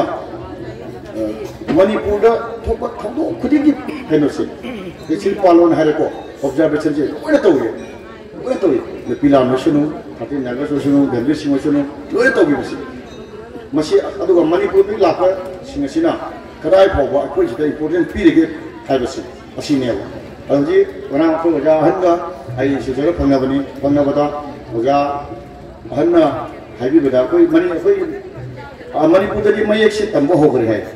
mayek se mekte ge mayek se tambo hore ado koi asabri tamdri aduna ojana memorial pi ko pada ai thena bada ya maru he na lowi yaga di masi koi Assam gi tim mama ojana na haji bada oja Assam gi tim mama laga Manipuri CM do naraga ko gi su tangdang ba ko na mekte me si tam do ya ro da ko ye le ko si jam ado ko ya ti mani ko ye le jari ko gi lo le jari ko culture se mati chana ina kun le go ya ti mani ko nam na kara tu ya ti ma culture da je saksa da ni tam je ningo ya ti mane duna ko Assam na chi mami se tar ba kan da ko karam bolo na lai tam de bi hai ma kan da ko mete ni che tu tam do le ra ne ara ko iram dam Manipur da ko na je mete ni che lai tam ba ho duna tam university bo tam ba ho re asum da ho kri adu karam ba me na ho ge de hai ba si nei na bi ma tam do ko re na lo re na da sai MLA na ma na haram ne ko Honorable MLA na haram da lower kino dagi primary dagi state na to share ma zu mate pa na na haram adu ne ina te judo nga hai puri ya me do ko se do vote ka le pe na ka sa na du ngang ne adu mayam se do lor pe waram mani te do enu na adu yam ngai pa yam chi ba mara mamangi dolai de pangthokhre ba keno du da to ja ko na pai ja na makanta na ai si dum bole to gina paisa kar paira matra khanna na ma se lupa lising yang ge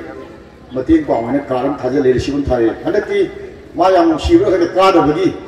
ka da kun da thare ma ai ye kaw da bagi ni sibi ba hai bodra man lupa lising kun da thare ai mon da lisib se ado whatsapp ta thare ado ina oja dai na je ni roja aina ojana tharakwa lupa lising kundri tara khate hingalaga ai ojagi mayangi kamo na lupa lising kuthar tang ai maten panjage mathakra aina ai gumba mathang ai ji mathang amu masi dum khangsing ri mai lenati mathang chu dum ai rai ti dawi khali ai mamai pa ko rega dioja yari mo ke ai maten pangen lo ai nam tin na nam sang na hai ni na su lik aiเป็นจะได้จะใช้เลยไปชินเอาชิงไปทั้งว่าชิงอันชิงนะใช่ไอ้ลำดำชิงก็ได้แต่สิ่งที่เขาคิดว่านี่สิ่งที่ชอบวันนี้แต่สิ่งที่วันถั่วก็สิ่งที่คนจะชอบวันนี้อะดูพอดีกูดีสมทเลยอะดูเสียชีวิตเลยไปชินเอาไม่ทำไม่ยาวดิพอดีอาจจะทำกินเลยจะมันสัตว์ตัวนี้ไอ้นี่พอดียังไทยก็นี่พอดียังสิ่งที่กันสุดสิ่งที่คนตัวละชอบวันนี้สิ่งที่ว่าก็ลิ้นยังไงวะอะดูเกมน่าจะมันก็ผิดตัวเลยยังมีปัญหาแล้วพอดีอาจจะไอ้เสียงมวยน่าจะmana tahu lo kan penting. Kalau ayah kamu sih ngelilin kok, aku gitu sih gitu sama nih, karena gitu cahaya gitu. Kamu nih mesti kau bodoh. Aduh sih ngelilin begini liris. Ada siapa yang ngambil di, ayah kurang mereka itu enggak. Mayam pun nama nungsi sana ba, bebhar ni ti laiba, laina nungsi sana na laina si hai ba, aku ini ayah mayam dah. Hanna ningsing jari ai gi nungsi sana tragadi ai gi thabak thouram punamak sia अखोई पांग मानना चटमिना बसी वागद्रा हाइबसे खली अहनब मतदा अइना नुंसीना बसे खाइदगी हेना पामजे हाइजरिबा नुंसीना रगदी खoi ngasi tillisa tilloi हाइजरिबा अदुगा मथंगदसु अमुक मथंगी चहीदी हंदकी मिफमसिना एनुअल कॉन्फ्रेंस लेप्त्री अदुना मथंग खoi एनुअल खoi चहीगी मिफमसे लेप्त्री अदो मथंगी एनुअल कॉन्फ्रेंस खोइना अइना हाइजबनी खoi डिसेंबर की तारीख 15 दा फमसी आइना असी खुदोंग खरा चारोइदबा माले हाइरे अदुना साहित्य परिषद की सु मीटिंग ले हाय अदुना अखोगी से फेब्रुवारी दा ताबा तारे असिदा मयाम पुनमक अखोगी बातोन तोकजरकनी अखोई डिवीजन खुदिंगी मी लापिउ लागा करी दौसिगे करमाइन तौसिगे करी माइन चथसिगे करम तौसिगे आइदो खना नाइना बगी तमक्ता अइना मसिसु मयामदा अइना निंगसिंगजरी अदुगा अमना अखोगी इमाई बेन सिंह मैरा पाइबी इमाई बेन सिंह अदगी इपाई पन सिंह दसु अइना वहाय अमतंग अइ थमजनिंगे हाइदि कइनो हाइबदा खोगी नुपी लान सिगी मरमददि नत्रे अदि नुपी लान gi मरमददि म्याना लोय ngang banina ina amohanna hanjan ngang wasi sumina taning da banina dagi di misu laitaba ciar tanga khalak panina wa sungang batan challe panina ai gi wa khara sidi ai dum haijarange ai koi gi sai imai ben singna mai thokpa apen da mayam ma phongdo ami se asai gi jam nungai अखोगी इमाई बेन ना मसिगुम्बा असागी माई गी मोट फोंदो पसे फोंदो कदबन जन्मिना गदबनी माई गी pen दा दो फोंदो अगा करी दो बजाय हाइदो ताना गदबन फोंदो कदबन आई योंदा चाहिए दसु सजेशन कैसो हाइदे आई कैसो साउदे हाइबदी करीगी हाइबदा असागी कोविड की अना बलाई खिबनिना अखोगी फमिना बसी कया मतम लई खिदे लैतबगी मरम ओइदुना फमिना बगी मतम लैते अदु मसु लैरे अदुगा अइना हाइजनिंगबदी खुंगंगदा खोगी इचिनाव सिंह इमाई बेन सिंह आई मरम अमदा आई हाइजगे नुपी लान मरमददी आई हाइरगा खोगी इमौ थीबा आईगी इचा थाजबा मसिगी मरमदा इमतेन तंग पंजादा मयाम खरा खोई पुंग जंगना तामिनसी लैजिबा खरासिना खोगी मैरा बाइबे असेंगमनि हाइबदो यामना सुमबन अदुना अइना हाइजनिंगसे करिनो आइना हाइबदा अखोगी प्रॉब्लम मयाम मा थोये कोइदा अखोइसे लैतुंग अखोई मैरा पाइबिनी हाइरदी कोइ पथाबा फंगे आई इसामक हजि पथाबा फंगे मोइनादि हाइरि मीटिंग तौदे अदु तौदे अइना पुआउ चेंजै मोइदा लाक्पिदे अदुबु सिलचरोंगी थोयेदना अइना बिम्भावती दा हाइ बिम्बा नंग सिलचरोंगी मागेसे नंग खरा चटपि सुनाइरोंगी थोयेदना कोइ सेक्रेटरी बेनुवालादा अइना हाइजै नोइ खरा चटपि माइके पुनसी लखीपुर रोंगी सोनाखनगी थोपसिदा आई चचगे अइना लोइना होनजै आई ngakta ai pothana lejade asimaso ai mayamda ai haijaniंगी aduga aina sai isa thajaba imou thiba masigi maramda ina haijage habse karino habda problem mayam ma thoi thopase karino haibada hanadi ahallamanna ipa ipuna ningon thajaba lekai da hangna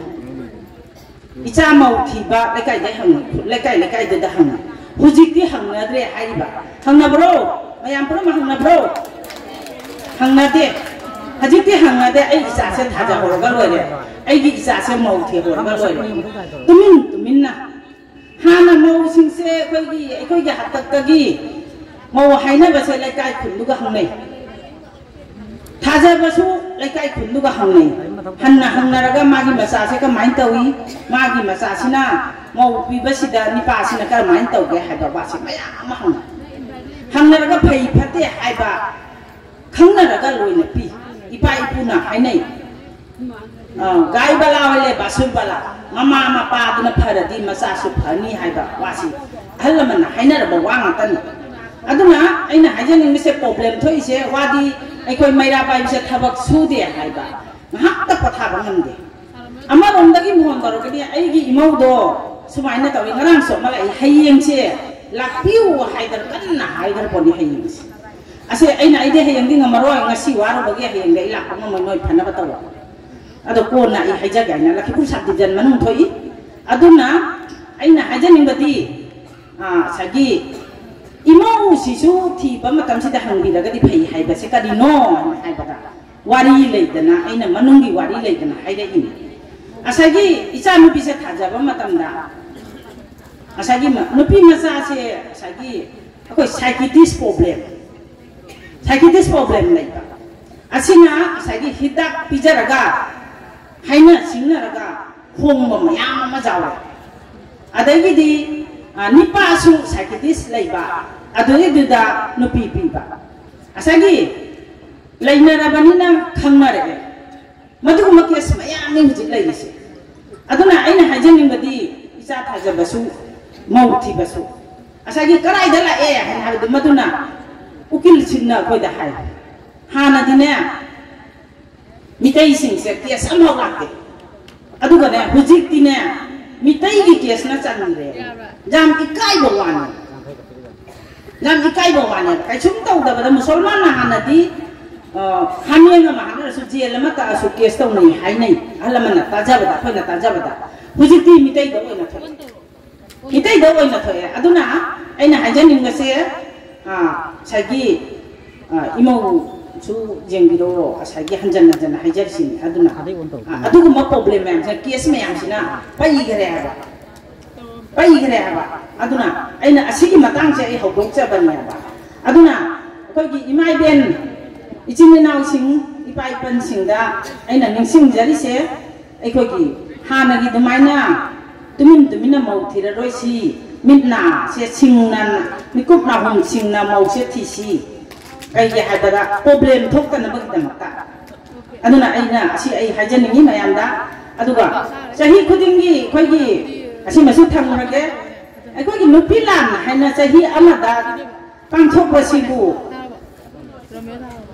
kari kai bage haiba sahi amada akhoi gi numit 12 December se ai khoi gi ima iben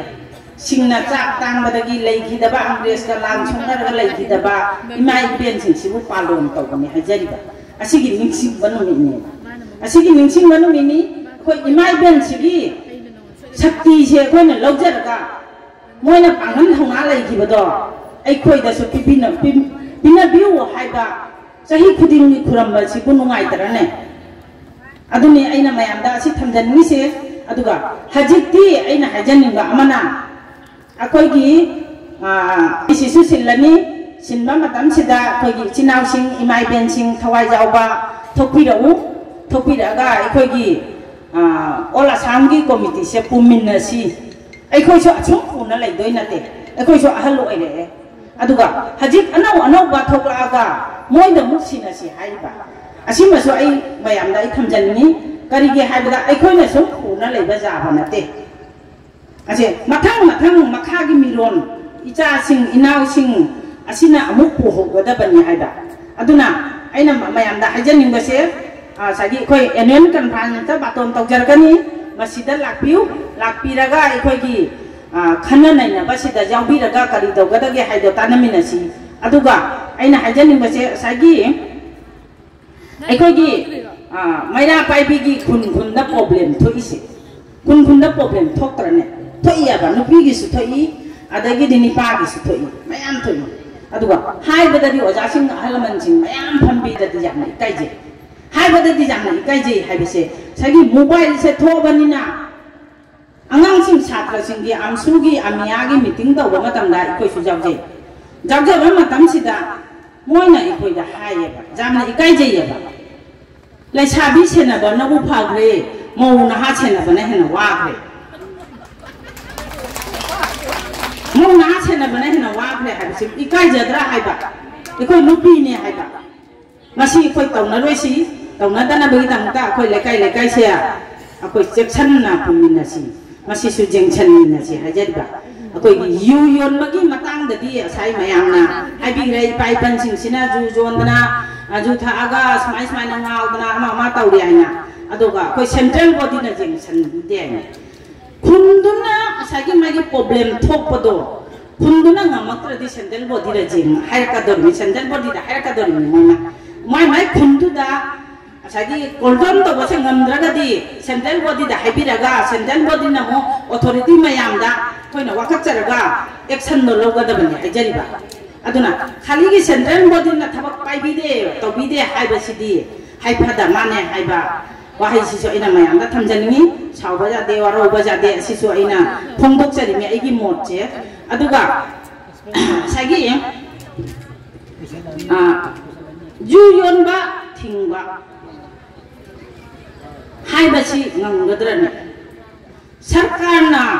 permission piraga juru jurusidi ai khoi su SDO ga SP ga adagi kainoga jamna khoi su wari watai sana na yamna khoi phongdok na phatang moina hai kari mun moina hai noi na pai bi ne na leiraga jujon madi phade ai onda han SDPO na han ai samakta ai na sa akoi phaba ngam saroi na permission do pibigan saroi na permission di piraga jol halaba matam sida ai khoi na karmai tong na phagan saroi na asagi tha khudingi loipot moina loipot lauri ai khoi na haiba do tabi de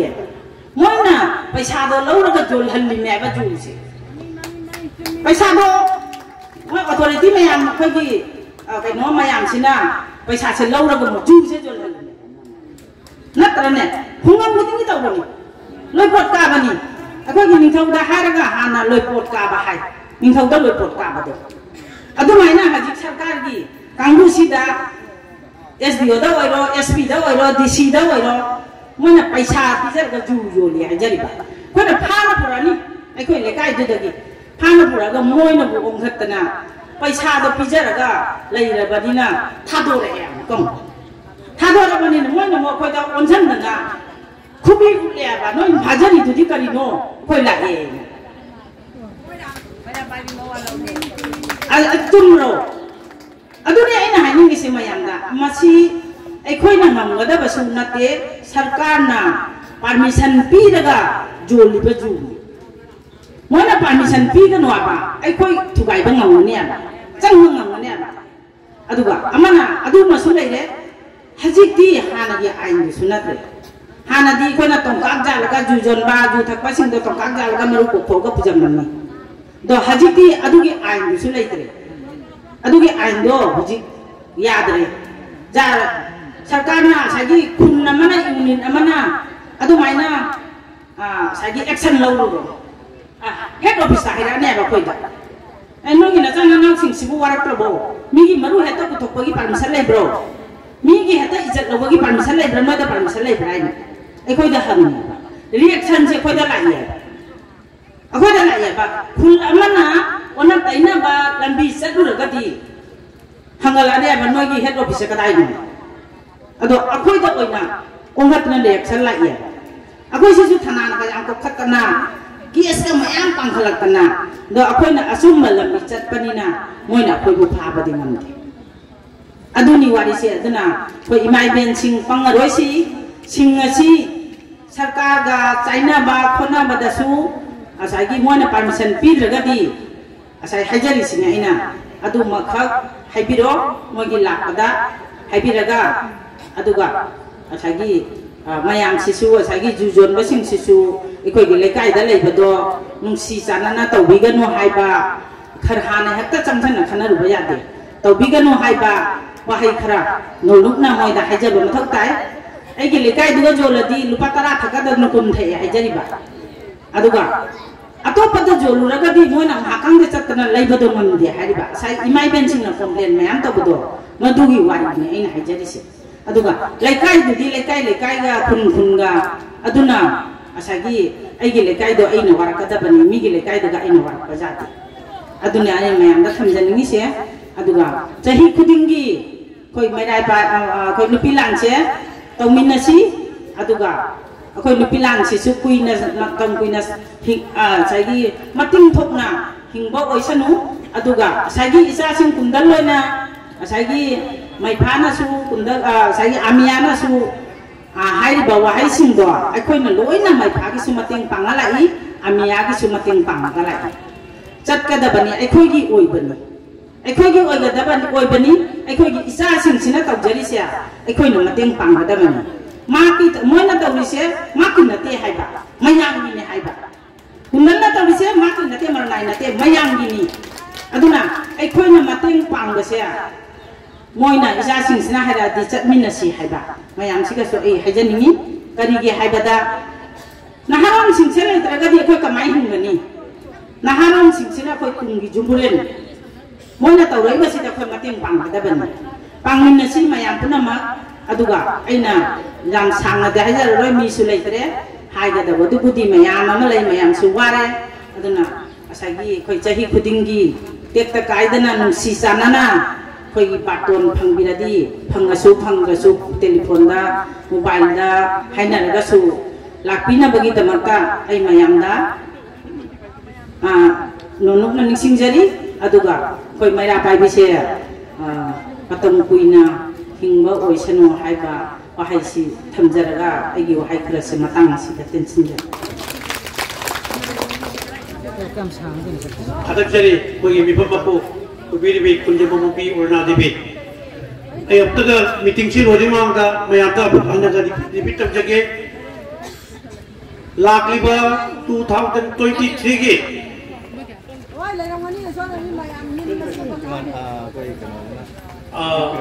February थागी तारीख 19 नुमिनी चुपना को annual conference तौनी आइबा annual conference दा ब्रह्मपुत्र की तंपाक की मैरा पाबी मा संसु लाकनी कोई all Assam Manipuri women Meira Paibi coordination committee दी हायरगा वान भेली रुपन तौनी वजाई लंका जोगी जाना सिंबा शिवसागर नचिमा कोहट नचिमा पुर कोहट तो दिया बगी यामना वरोली नन टेलीफोन परिसन कदा कोई वजाई जुगी जान दी मा सिंगम चीर चरी को दन नाम लास या तो लाकने लाकते अलबाई तो इवन चेबी रे इतना अपुन बसक्त मामा हाइबा फेब्रुआरी की तारीख 15 कुतरुक्ता एनुअल कॉन्फ्रेंस फंगमनी फंगदबन फंगदा 12 दिसंबर तर मफम तगद के तो कोई थनानी बरमदी मसीगा मसी चिंदोंग लकाय तो बतांग सिदा लंबी थोंग याम फते मनु चबक खुगंदा कोई नुपी लान तो याबी वरो को याम जावे इन हाय मदु वरो बिनो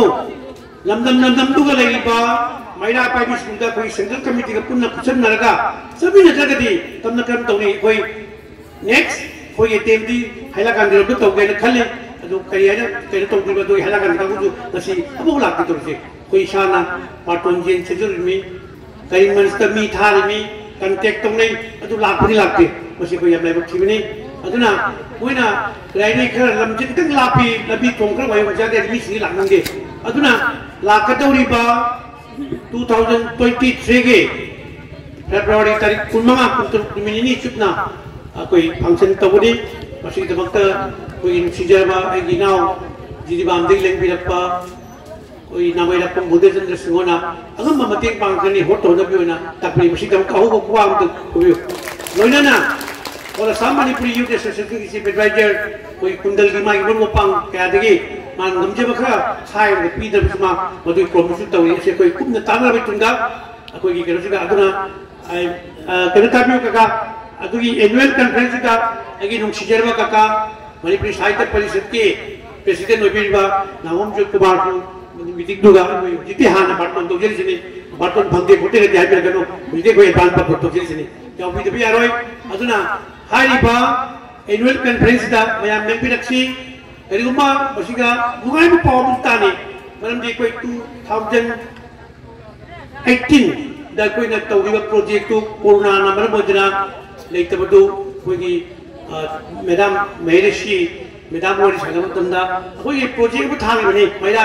शाम को 3 यूनिट की प्रोजेक्ट को थागे तो ये मणिपुर की एक्स मिनिस्टर जीवन तौरगा कोई कंटो ये लाइव गेम थी बदी कोई खोइरोम या रघुमनी से ले गिद्रे अदुना मा ले मगद कोई कंटो बनुना याम दबदा लाख ते सम करोड़ खरा मैरा पाइ बिते लाख ते अमाउंट को ले बने तो कोई फॉलो अप तो कोन देबन बिला बितिना कोविड रिलेशन नि बिसिदा कोई द काम चौक गिफ्ट मा लाइव गेम थी बनी मतलब तो कोई अमाउंट तो फंबी अंकल ले बने तो ना सेंट्रल बैंक का कोई अकाउंट मा हागे अदु बैंक तो जी सेंट्रल बैंक की मैनेजर हाई बदो अमुक रिवाइव तौसी नत्रगदी लाकतबो अमाउंट दी central all Assam Manipuri women Meira Paibi coordination committee ने चेक तो लाने लाकतब चेक तो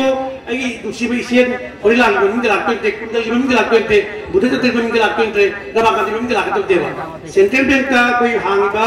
अकाउंट से कोई हांग ममांग में दा हांग में अकाउंट ने मुझे सीधे ले मुझे कोई रिजोल्यूशन में होगा मुझे हिंगन दम में की जाम तगाई पटम होए रखे अदुना कहीं तो फेब्रुआरी में जब बुदों चाम में कभी अगर ये कोई महिला पाइबी की आवाज़ में चक्रा को कतरा इन कभी सोलह पंची 31 मार्च में मांगा यूनियन बजट की मांगा मिनिस्ट्री ऑफ वुमेन डेवलपमेंट की मांगी जगह कोई अमाउंट होगी ना प्रपोजल खाते की बनी अमाउंट की है जरूर है क्या सेंशन कर करते बच्चे करते जो कोई कर होना चाहिए कंट्रेक्ट में मांग तो नंगे नंगर सो डॉक्टर डिरेन कुंडल ऐसा बक वजह चंदम वोमचा कोई मेरी माँ फैमिली नरगा तुम दिल्ली से चंदा बच्चे कोई होना चाहिए मतलब अमाउंट तो पूरा करती मेरा पाइबी की कुंगा मुली तौर पर मेरा ये मैं अम्मा हिंगन मंगम्ब्रा है ना एक चीज़ ऐसे है जगह नशी की अयुक अंगन बदगी कुछ पाव टेक तकाई देना अनाप को हन्ना से नेबर भी आउट ना अमग आर्गुमेंट तो होता ना कोई किसी 12 दिसंबर मरफूम दो शुभ नुपी लान जाम पुत्र पापू कुछ उधर कोई यार मंगाई जाए अगर आई की नकों मिला नशी की बोर्ड ऑफ टेंक भी नबी तो उनका कोई कन्वेनर भी तो सुन लाखपीरिबा इकाई खुन्नबदा मतिक चारबा मणिपुर अमदि असमगी अगम मथौ सिंह वजा सिंह अहलमा सिंह मरुक मपिजा सिंह मैरा पाइबी सेंट्रल कमिटी खुंगम खुंगदगी लाखपीरिबा इमा मैरा पाइबी सिंह अमसुंग सिंजा लांजरिबा इबुंग इपा सिंह ख्वाई मयाम पुनमकु रिसेप्शन कमिटी की मिहुत अमा ओइना अहाना हन्नाना थागतजबा फोंजोक्तरी अदुगा असोइबा अरानबा कया जारबसु ख्वाई मयाम लाखपीगनी तिनबिरिबा मयाम पुनमकु अमुकसु हन्ना थागतबा फोंदोंजरी इकाई खुन्नजरी नोलुकजरी वाफम असि हायरगा ngasiगी थौरम असि मताग असिदा लोइसिनजरे खुरुमजरी ngasiगी 12 दिसंबर की मरफूम दो शुबा नुपी लाल की थौरमसी लोइसिनले है लाउदी मांगा फैमिली भाई माय बेन मैं पुनो भाव पुनो तब किसी ऐसरो का लव जके मणिपुरी वुमेन मेरा पाइबी कमिटी ना जाई पड़े है मैं पुनो जाई पड़े नहीं भी बात All Assam Manipuri women मेरा पाइबी ना All Assam Manipuri women मेरा पाइबी ना All Assam Manipuri women मेरा पाइबी कोऑर्डिनेशन कमिटी ना कोई वजह से ना आई उन दवा फम हम तंग थांग लगी कोई मणिपुर दगी से कोई की यूनिवर्सिटी की वजह महेंद्र सगी इकोनॉमिक्स की वजह नहीं माना जो है रे अरुणा हयेंसे नय मैरा पाइबी सिदे लाखो हमजद्रे इमाइबेन मैरा पाइ कोइ मैरा पाइबी हौदोकपदा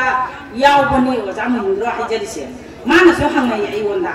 फजना पांथोपि इमाइबेन दसु आइना हंगै हाइबा वादो तमबि वोना असिमसो आइ काउना हेउद्रे अदुगा अजि अखोइ इजि वजासिंना निंथांलकपसे करिनो आइना हाइबदा कोइगि इसासिंना आइगि लोइसनरिङै ममांसिदा इसासिंना कोई फी सेटपदा जानपी मचा सिंना फी सेटपदा खैतंग काम बसे कोई इमा सिंना खरा जिंगसन बिसाना इजा इजा संसे खरा कैनो ओजा सिंग आलमन सिंना कोई इपाई पन सिंना उबोदा नुंगाइतबा फिजेट खरा सेदि हाइबा कोई कैनो सिंसे कोई गी इजा सिंजा हाइजरिबा अदोना कोइना हाइजनिंगति कोई इमा ममा असिना खरा जिंगसन बिरगा ओजा सिंगी ममांगदा थोकपदा सगी जेंगदा नुगाइतबा फिजेसे सेदम बिदनबसु आइना कोई इमाइबेन मयाम मैरा पाइबी मयाम आइना बिलमा सिसु थमजरी अदुगा सगी अखोइगी मौसिंग सिसुको लैसाबिदगी मौने हेन केने लैसाबिदगी मौने हेन केने मसिसु खरा हन्दनबा होनरसि अखोइ इकाइजरे जामु अदुना दो सिकत हाइजरगा मसिगी मिफम सिसु लोइसनजरगे मसिगी मिफम से अयुक्तगी वाना फमकपनिना मसिगी मिफम से मतांग से दबेसिन